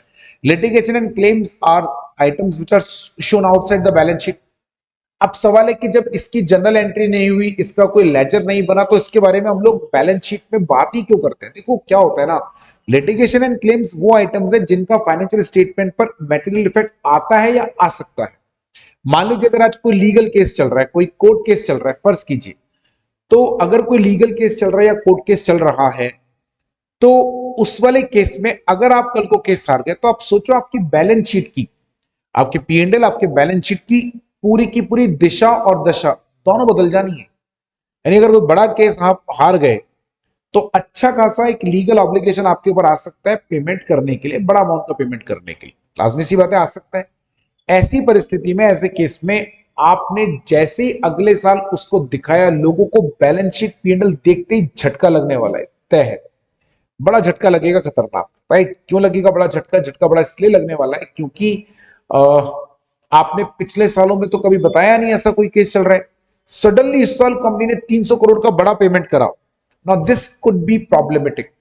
इसीलिए हम लोग थ्रू आउट द, जब भी लिटिगेशन स्टार्ट हुआ, उसको फाइनेंशियल स्टेटमेंट में डिस्क्लोज करते ही है, because it could have a material effect on your balance sheet, on your financial statements. एक बात, कोई बहुत ज्यादा याद रखने की बात नहीं है, बहुत सिंपल सी बात है। ये बात इसलिए यहां पर लिखी गई, यहां लिखी क्यों गई, ये बात यहां पर मैंने इसलिए लिखी थी क्योंकि कभी कभी ऐसा होता है कि कोई बच्चे सवाल पूछ लेते हैं सामान्य तौर पे, या एक दो बार इंस्टीट्यूट ने भी इसके बारे में डायरेक्टली क्वेश्चन तो नहीं पूछा, पर रेफरेंस डलवा दिया बीच में, मतलब टॉपिक के बीच में रेफरेंस आ गया, तो बच्चे थोड़ा सा कंफ्यूज हो जाते हैं कि सर ये मतलब उन्होंने क्वेश्चन ऐसा दिया, बहुत पुराना क्वेश्चन है, आज के कॉन्टेक्स्ट में रिलेवेंट नहीं है, इसलिए आप ज्यादा परेशान नहीं होना, ठीक है। ये ऐसे क्वेश्चन उन्होंने पूछा कि एक कोई पर्टिकुलर लिटिगेशन एंड क्लेम है, जिस अमाउंट भी बड़ा है, मटेरियल अमाउंट है, but management do not want to show that litigation and claim in your balance sheet as management has a high probability of winning the case, right? You have been appointed। मैं आपको इसका relevance मैं सिर्फ बता रहा हूं, इसको exam के लिए बहुत ज्यादा इंपॉर्टेंट नहीं है, पहले आते थे सारे क्वेश्चन, क्वेश्चन को आप ध्यान से सुन लें। You have been appointed as auditor of, for example, Z Limited। You found that there exists a litigation and claim in the company। Company में litigation and claim है, and it is amounting around 300 crores, which is about 5% of total net worth of company और 3% of total net worth of company, ठीक है। तो 300 करोड़ बड़ा amount होता है, company की बैलेंस शीट शायद 10,000 करोड़ की होगी, इसलिए 3% मतलब 300 करोड़ रुपए का नोट है। Management has not shown the same in their balance sheet as a footnote, नहीं दिखाया, right. So auditor is now confused और dilemma whether he should verify the litigation or claim or not, as it has not shown anywhere in or outside the balance sheet। अब auditor के मन में doubt आया कि जब इसको balance sheet के अंदर या बाहर कहीं दिखाया नहीं, अंदर तो दिखाने का मतलब ही नहीं था, बाहर दिखाना तो वहां पे भी दिखा, तो मैं चेक करूँ ना करूँ, right. On communication with management, auditor came to know that the litigation and claim has not been shown by the management because there is a high probability up to 90% to win the case, and management is sure that they will going to win the case and there is no need to show the same।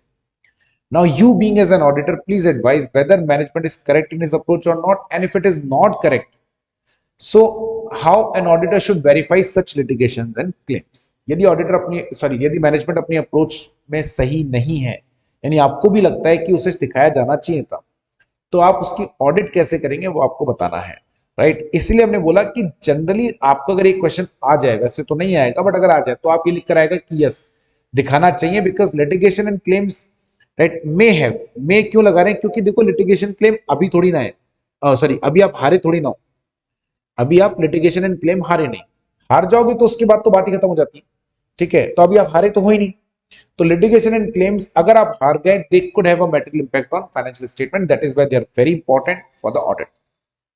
आगे आते हैं।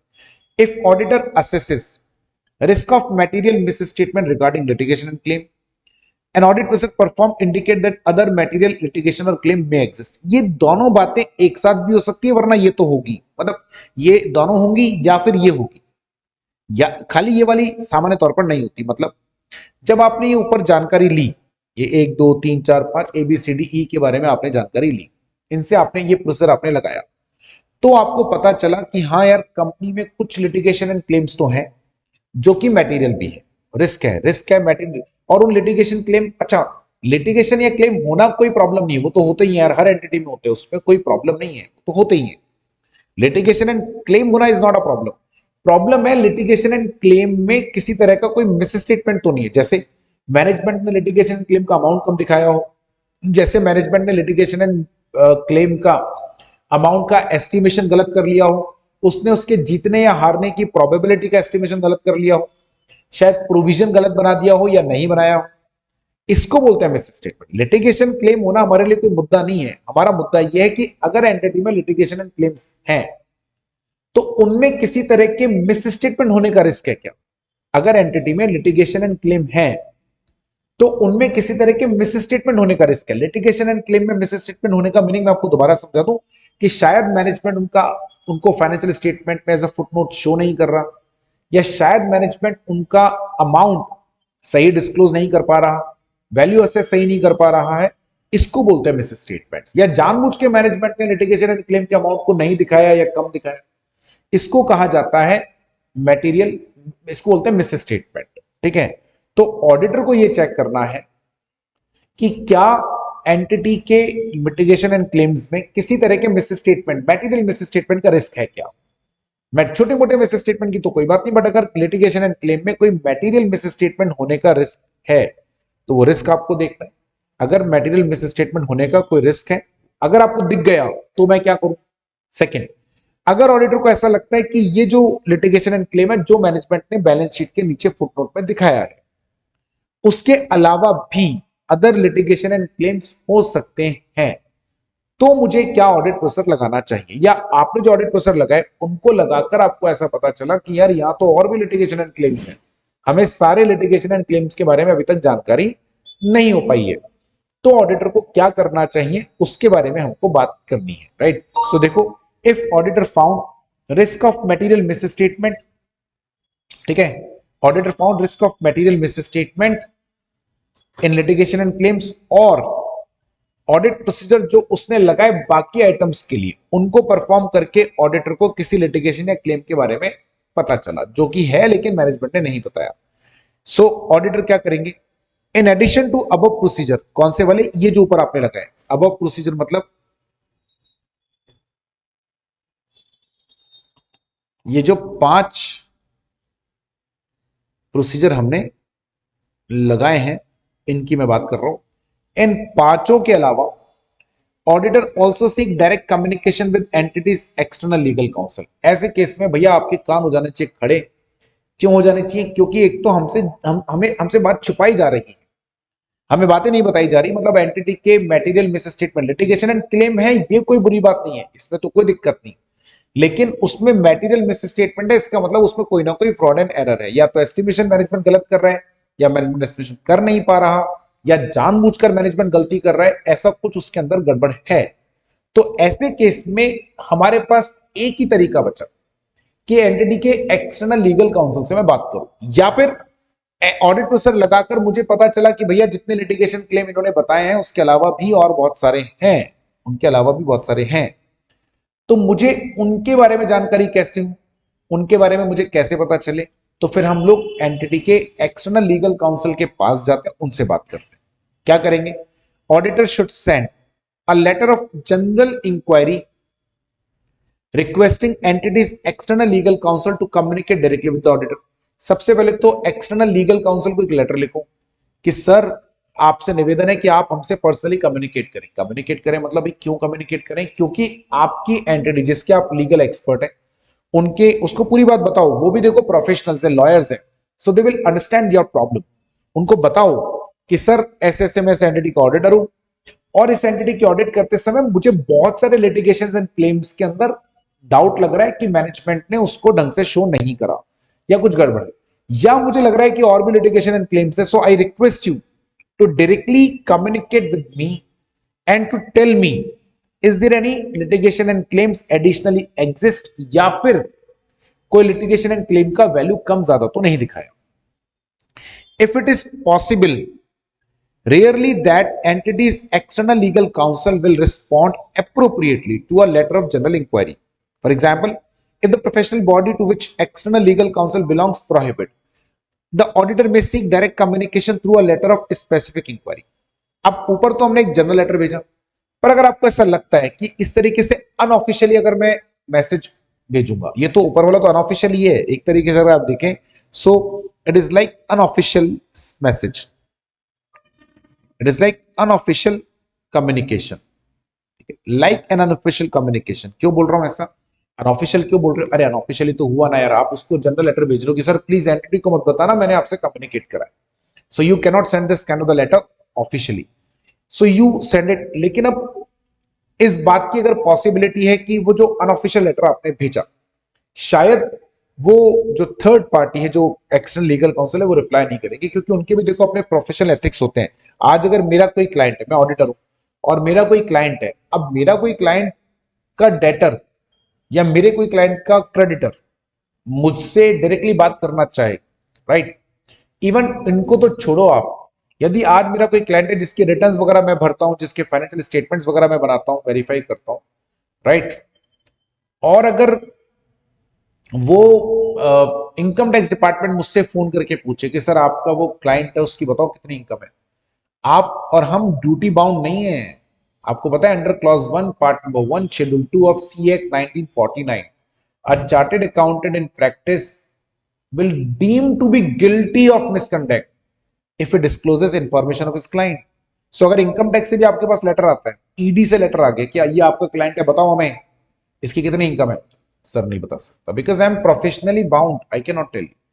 आई बस sir में एक चीज, तो इसीलिए आज अगर हो सकता है मैं लॉयर से इनडायरेक्टली पूछूं, इस तरीके से कम्युनिकेट करूं, so there is a strong possibility that वो लॉयर रिप्लाई ना करे.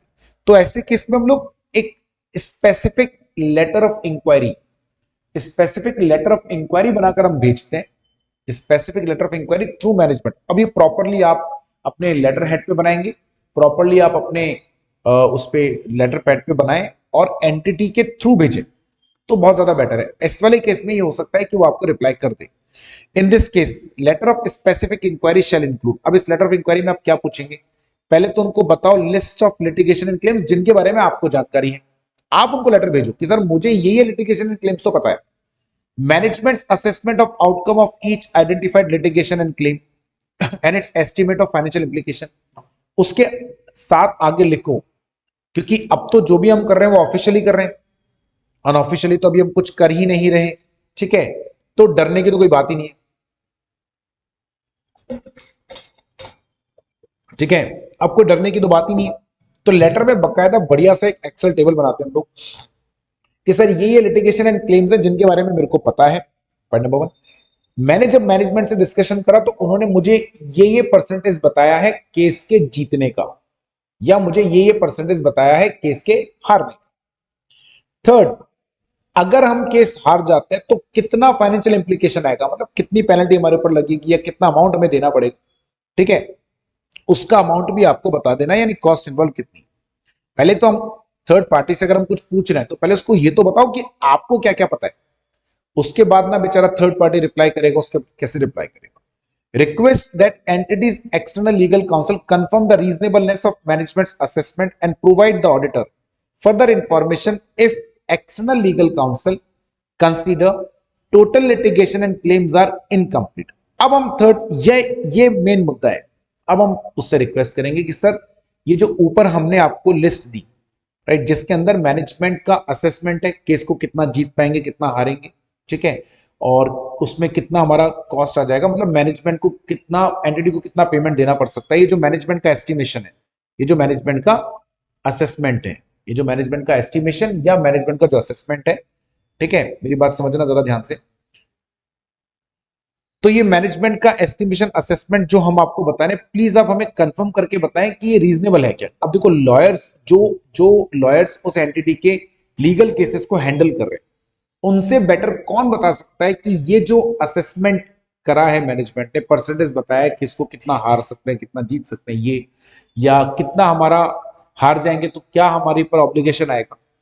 वो लीगल जो एक्सपर्ट है, जो एक्सटर्नल लीगल काउंसिल जो आपका केस देख रहा है एंटिटी का, उससे बेहतर कौन बता सकता है। तो हमने उससे रिक्वेस्ट करा कि सर प्लीज इसको चेक करके बताएं वेदर ये दिस एस्टिमेशन और assessment of the management is reasonable और नॉट।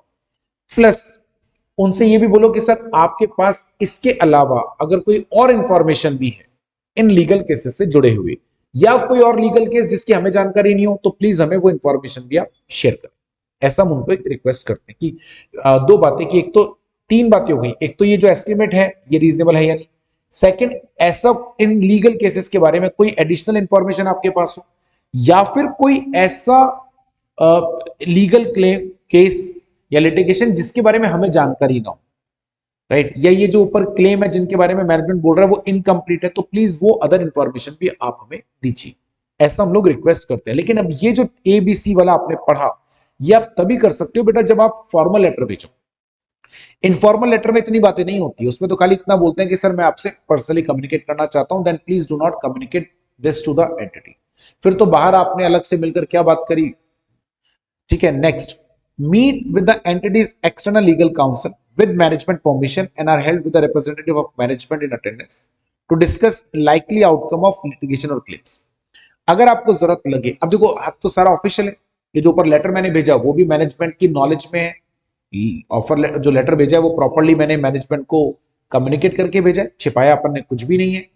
ठीक है, अब वो जो रिप्लाई वहां से आया उससे अगर आप सेटिस्फाइड है अच्छी बात, बट अगर किसी वजह से आप उस रिप्लाई से सेटिस्फाइड नहीं होते या आपको रिप्लाई को लेकर कोई डाउट है, तो उस केस में आप मैनेजमेंट से परमिशन लेकर उस एक्सटर्नल लीगल काउंसिल से मिल भी सकते हैं। लेकिन उस केस में एक बात का ध्यान रखिएगा, कोशिश कीजिएगा कि आप जब उनसे मिलें तो आपके साथ में मैनेजमेंट का कोई बंदा हो। और ये वैसे तो मुझे लगता है कि कोशिश नहीं करनी चाहिए, ऐसा होना ही चाहिए, क्योंकि देखो हमने जब ऑफिशियल कम्युनिकेशन कर लिया तो छिपाने की कोई बात ही नहीं।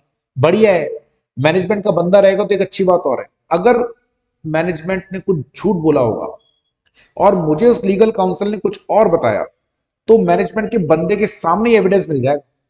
ठीक है ना, जो जनरली हम लोग क्या, मैनेजमेंट का जो जो भी बंदा संभाल रहा होता है केसेस मैनेजमेंट की तरफ से, उसको ले जाते हैं, उसके सामने तो लॉयर झूठ सच ही बोलना पड़ेगा क्योंकि मैं भी बैठा हूं, और एंटिटी झूठ नहीं बोल सकती उस बंदे के सामने। अभी लॉयर के सामने आप झूठ कैसे बोलोगे। आपके मान लीजिए 6 केसेस है, आपने ऑडिटर को 4 ही केस बताए, लॉयर कह रहे हैं केसेस तो तुम्हारे 6 है यार, तुमने 4 ही कैसे डिस्क्लोज करे। अब क्या बोलेगा मैनेजमेंट का बंदा, तो बढ़िया है उसके चलने से हमें फायदा है, तो उसको आपको बुलाएं। This can be done in a matter of significant risk, matter of complex, और there is a disagreement between management and entities external legal counsel. अब सामान्य तौर पर देखो मैनेजमेंट एक्सपर्ट से या सॉरी एक्सटर्नल लीगल काउंसिल से मिलने की जरूरत नहीं पड़ती। जरूरत कब पड़ती, दो केस तो बहुत जनरल है, यदि कोई लिटिगेशन क्लेम में रिस्क बहुत ज्यादा है, कोई कॉम्प्लेक्स मैटर है। तीसरा ज्यादा इंपॉर्टेंट है, यदि मैनेजमेंट से जो लेटर का रिप्लाई आया, इसका जो रिप्लाई आया उसमें मुझे एक्सटर्नल लीगल काउंसिल ने ऐसी कोई बात बताई जो बात मुझे मैनेजमेंट ने नहीं बताई थी, या उसमें मुझे ऐसा कुछ मिला जो कि ये शो करता है कि मैनेजमेंट के द्वारा जो मुझे जानकारी दी गई, जो असेसमेंट दिए गए, वो काफी अलग है। अब ऐसे केस में तो देखो मिलना ही पड़ेगा, क्योंकि थोड़ा बहुत डेविएशन आ सकता है, मैं मान सकता हूं। मैनेजमेंट किसी केस को जीतने की संभावना बता रहा था 70%, और लीगल एक्सपर्ट बोल रहा है 65%, 62%, दैट्स ओके, वो असेसमेंट का डिफरेंस हो सकता है। मैनेजमेंट बोल रहा है 60% और लीगल एक्सपर्ट बोल रहा है 15%। अभी तो बहुत बड़ा डिफरेंस है, आपके हिसाब से जीतेंगे और एक्सपर्ट के हिसाब से, लीगल एक्सपर्ट के हिसाब से हारेंगे। तो अब यार ये डिफरेंस को रिकंसाइल करने के लिए तो उस लीगल काउंसिल के पास जाना पड़ेगा। Perform alternative audit procedure if law, regulation or respective legal professional body prohibits entities external legal counsel from communicating directly with the auditor। यदि किसी केस में ऐसा हो जाए कि वो जो एक्सटर्नल लीगल काउंसिल है वो इस लेटर का भी रिप्लाई नहीं कर सकता, उसके अपने जो भी लीगल है लॉ लगते हैं उसके ऊपर, या जो भी जिस भी एक्ट में वो कवर होते हैं, जैसे अपन सी एक्ट में कवर होते हैं, उसमें इस बात के लिए भी मना कर रखा है कि भाई आप जो है किसी भी इस तरह के लेटर का रिप्लाई नहीं करोगे। इवन आप अपने क्लाइंट के ऑडिटर को भी रिस्पॉन्ड नहीं करोगे। आप क्लाइंट से रिलेटेड किसी भी व्यक्ति के साथ भी एंटिटी के बारे में डिस्कशन नहीं करोगे, प्रोहिबिटेड है बाय देयर लीगल लॉस। तो फिर उस केस में आपको कुछ ऑल्टरनेटिव ऑडिट प्रोसीजर लगाना पड़ेगा। एंड ट्रस्ट मी, मुझे बिल्कुल नहीं पता, क्योंकि इंस्टीट्यूट ने बताया ही नहीं, राइट? क्योंकि जितने ऑडिट प्रोसीजर थे वो तो सब हम लगा चुके हैं, हमारे पास अब कोई बचा ही नहीं ऑडिट प्रोसीजर, तो नहीं लगाना होता, राइट? चलिए आगे है, नॉन रिस्पॉन्स, अगेन इंपॉर्टेंट। अगर management refuses to give auditor to perform permission to communicate, मान लीजिए मैनेजमेंट ने मुझे परमिशन ही नहीं दी कि मैं लीगल काउंसिल से एक्सटर्नली उसको फॉर्मली लेटर लिखूं या उससे मिलूं, और management refuses to meet with the entity's external legal counsel और एंटिटीज एक्सटर्नल, बस सर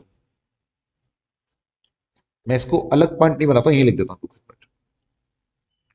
और the external legal counsel refuses to meet. यदि एंटिटी मैनेजमेंट ने मेरे साथ एक्सटर्नल लीगल काउंसिल के पास चलने से मना कर दिया, या एक्सटर्नल लीगल काउंसिल ने मना कर दिया, वो यहां पर भी आ रहा है, legal counsel refuses to respond appropriately to the letter of inquiry और प्रोहिबिटेड फ्रॉम, या वो जो लीगल काउंसिल है वो उसको अलाउड नहीं है रिस्पॉन्ड करना या मिलना, और auditor is unable to obtain sufficient and appropriate audit evidence. अब चूंकि देखो मैनेजमेंट मुझे उससे कम्युनिकेट नहीं करने दे रहा, या मैनेजमेंट मेरे साथ चल नहीं रहा मिलने, या वो एक्सपर्ट नहीं मिल रहा लीगल काउंसिल, या लीगल काउंसिल ने मेरे लेटर का रिप्लाई नहीं करा, तो मैं क्या करूंगा? ऊपर हमने क्या पढ़ा था, अल्टरनेटिव ऑडिट प्रोसीजर लगाओ। इन तीनों केसेस में बंदा क्या करेगा? इन तीनों ही केस में बंदा क्या करेगा? इन तीनों केस में बंदा क्या हो गया, right? Auditor will perform alternative audit procedure, लेकिन if is unable to obtain sufficient appropriate evidence by performing alternative audit procedure, alternative audit procedure लगाकर भी आप एविडेंस नहीं ले पा रहे, तो फिर auditor shall modify his opinion and auditors report in accordance with SSR. आपको अपनी मॉडिफाई करनी पड़ेगी, उसके अंदर कोई ना कोई नेगेटिव कमेंट डालना पड़ सकता है, बिल्कुल डालना पड़ सकता है, वो भी देखना पड़ेगा, ठीक है? तो ये आपको ध्यान में रखना है, right, about litigation and claims. तो अब हमारा जो डिस्कशन है वो है सेगमेंट इंफॉर्मेशन के ऊपर कि आखिर सेगमेंट इंफॉर्मेशन पर एविडेंस कैसे लेना है। मैं आपको ये सलाह दूंगा, पढ़ा मैं रहा हूं, लेकिन मैं आपको एग्जाम सलाह दूंगा कि आप इसे एग्जाम में स्किप कर सकते हैं, एग्जाम के लिए इंपॉर्टेंट नहीं है। अब सवाल ऐसा क्यों बोल रहे हो? ऐसा मैं दो रीजन से बोल रहा हूं। लिटिगेशन एंड क्लेम्स वाला जो था या इन्वेंट्री था, वो ऐसे आइटम है जिसके लिए आपको उनका रेलेवेंट स्टैंडर्ड, अकाउंटिंग स्टैंडर्ड पढ़ने की जरूरत नहीं है। जैसे इन्वेंट्री के लिए अकाउंटिंग स्टैंडर्ड नंबर 2 है, आपको AS2 नहीं आता तो भी आप यहां पढ़ सकते हो कि इन्वेंट्री की ऑडिट कैसे करें, उसके लिए क्या एविडेंस लें और कैसे लें। लिटिगेशन एंड क्लेम्स के बारे में आप कुछ नहीं जानते, मतलब, लेकिन सब बच्चे जानते हैं लिटिगेशन एंड क्लेम का मतलब क्या, तो हम आपको डायरेक्टली बता सकते हैं कि भैया लिटिगेशन एंड क्लेम के लिए क्या एविडेंस लो और कैसे लो। बट सेगमेंट इंफॉर्मेशन एक ऐसा टॉपिक है जिसमें बच्चे को यही नहीं पता होता सेगमेंट क्या होता है, सेगमेंट इंफॉर्मेशन का मतलब क्या। अब इसके लिए एक अकाउंटिंग स्टैंडर्ड है, अकाउंटिंग स्टैंडर्ड नंबर 17। अच्छा, मैं जो भी अकाउंटिंग स्टैंडर्ड का नंबर बता रहा हूं आपको, ये सब पुराने वाले, इनकी जगह अब नए इंड AS आ गए। अब मुझे नहीं पता उनका नंबर क्या है, वो आपके अकाउंट्स वाले जो भी टीचर है वो आपको अपडेट करेंगे, मुझे सच में अपडेटेड नहीं है। तो बस इतना पता है कि एक अकाउंटिंग स्टैंडर्ड है, उसके अंदर ये बताया कि सेगमेंट का मतलब क्या होता है, सेगमेंट इंफॉर्मेशन का मतलब क्या होता है, सेगमेंट कितने तरह के होते हैं, मैनेजमेंट अपने फाइनेंशियल स्टेटमेंट में सेगमेंट को किस तरीके से दिखाता है, ये सारी बातें उसके अंदर लिखी हुई। लेकिन अब आपने वो नहीं पढ़ा तो उसके बिना ये ऑडिट नहीं की जा सकती। इसीलिए मैंने आपको अच्छा, इन्होंने भी कुछ ज्यादा नहीं दिया, देखेंगे अगर आप इतना सही, बस इतना सही कंटेंट है, तो इसीलिए बहुत ज्यादा हमारे लिए इंपॉर्टेंट नहीं है। अगर कोई बच्चा लगता है कि नहीं यार मैं छोड़ के नहीं जाऊंगा, पढ़ के जा सकते हो क्योंकि हम आपको पढ़ा रहे, बट वैसे काम कर। अब मैं आपको समझाता हूं सेगमेंट इन्फॉर्मेशन का मतलब क्या होता है। तो पहले मैं आपको बताता हूं सेगमेंट इन्फॉर्मेशन का एग्जैक्टली मीनिंग क्या होता है। सेगमेंट इन्फॉर्मेशन का मतलब होता है कि जब कभी भी हम लोग कोई भी, जैसे आज आप बिजनेस कर रहे हो, बिजनेस में दो तरह के सेगमेंट होते हैं। एक होता है जो है प्रोडक्ट सेगमेंट होता है, या अगर आप सर्विसेज देते हो तो सर्विस का सेगमेंट होता है। एक होता है ज्योग्राफिकल सेगमेंट। प्रोडक्ट सेगमेंट का मतलब होता है कि जैसे आप 4 प्रोडक्ट बनाते हो, 4 प्रोडक्ट के 4 अलग अलग सेगमेंट है, segment A, segment B, segment C, 4 product. Segment अपने आप में एक आप ऐसा समझो कि सेगमेंट अपने आप में पूरी कंपनी का एक छोटा रूप है, एक छोटा फॉर्म है, एक छोटा प्रारूप है। जैसे आज अगर कंपनी है, उसकी अपनी बैलेंस शीट बनती है, पीएनएल बनती है, तो बजाय पूरी कंपनी की पीएनएल बैलेंस शीट तो आप बना लो, हमने सेगमेंट का पीएनएल बैलेंस शीट अलग बनाया है। हम ये देखना चाहते हैं कि हमारे 4 सेगमेंट में से, जैसे फॉर एग्जांपल आज अगर गोदरेज की हम बात करें तो गोदरेज के कई सारे बिजनेस सेगमेंट है। फॉर एग्जांपल गोदरेज सिक्योरिटीज अलग है जिसमें लॉकर वगैरह आते हैं, गोदरेज इंटीरियर अलग है, गोदरेज इलेक्ट्रॉनिक्स अलग है, गोदरेज प्रॉपर्टी अलग है। ऐसे गोदरेज के कई सारे बिजनेसेस हैं, हर एक बिजनेस का अपना एक सेगमेंट है। गोदरेज इंटीरियर एक अलग सेगमेंट है, उसका अपना अलग पीएनएल बनता है, प्रॉफिट एंड लॉस अलग बनता है, उसका पूरा वैल्यूएशन अलग होता है, सब अलग है। So Godrej knows that how we are earning, how much we are earning from interior segment. Godrej knows how much we are earning from electronic product segment. ये Godrej को पता है, इसको कहते हैं business segment. एक होता है geographical segment, where we classify our business according to its presence throughout the country, right? आपने like in how many corners of the country you are operating, or in how many corners of the world you are operating, where your business is spreading. So you need to show the information according to your segment. For example, we have जैसे हमारा ICI के 5 geographical segment है, north, east, west, south and central, right? तो ये segmentation है।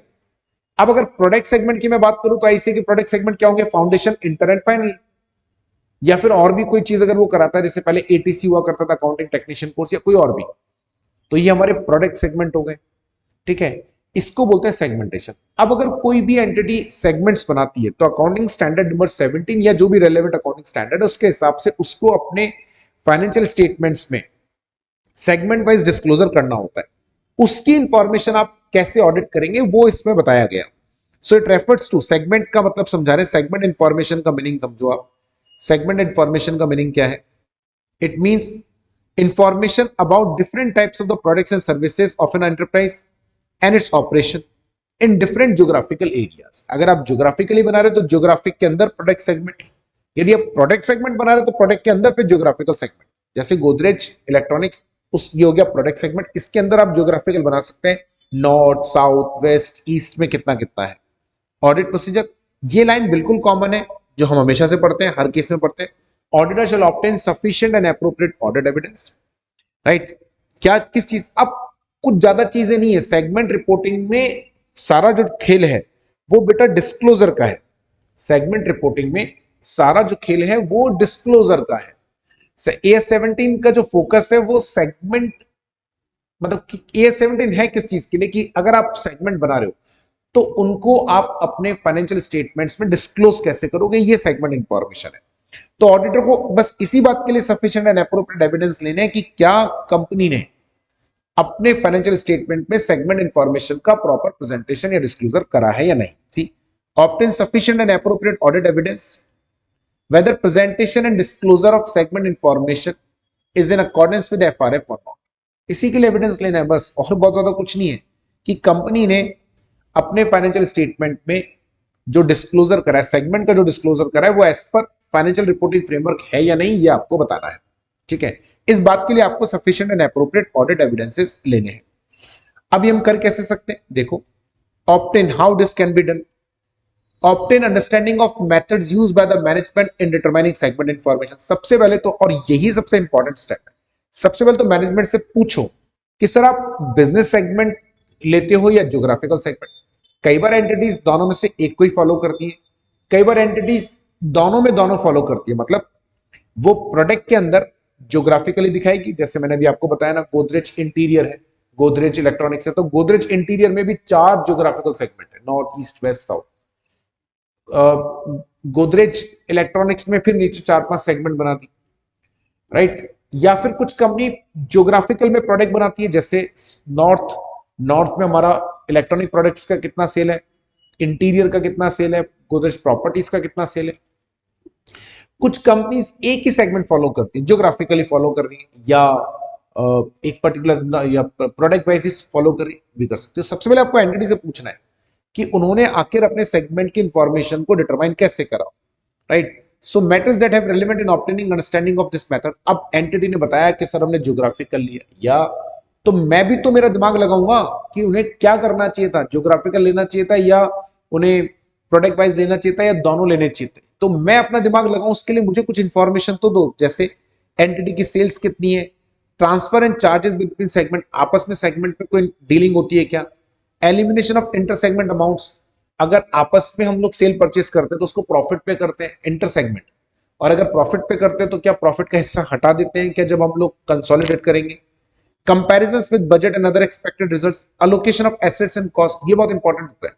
यदि entity अपनी, क्योंकि देखिए कुछ कॉस्ट ऐसी होगी जो कॉमन होगी, जैसे टॉप मैनेजमेंट की कॉस्ट है, कॉर्पोरेट ऑफिस की कॉस्ट है, राइट, जो पेटेंट्स एंड ट्रेडमार्क्स हैं उनका अमोर्टाइजेशन है, ऐसे बहुत सारे खर्चे हैं वो जो कॉमन होते हैं। तो उनको एंटिटी किस तरीके से डिवाइड करता है, ज्योग्राफिकली डिवाइड करता है या प्रोडक्ट वाइज डिवाइड करता है, consistency with prior periods and the adequacy of disclosure with respect to inconsistencies, पिछले सालों में जो डिस्क्लोजर दिखाया आपने उनसे मतलब उसी तरीके का डिस्क्लोजर इस साल भी दिखा रहे हैं क्या, क्या वो डिस्क्लोजर एडिक्वेट है या नहीं, क्या उसमें किसी तरह की कोई इनकंसिस्टेंसी, परफॉर्मिंग एनालिटिकल प्रोसीजर और other audit procedure appropriate in the circumstances, यदि आपको लगता है तो आप एनालिटिकल प्रोसीजर लगा सकते हो, अदर ऑडिट प्रोसीजर भी आप लगा सकते हो, जो भी आपको उन सर्कमस्टेंसेस में एप्रोप्रिएट लगे या उन सर्कमस्टेंसेस में जो भी आपको सही लगे, ठीक है, इन दो सर्कमस्टेंसेस, वो आपकी इच्छा।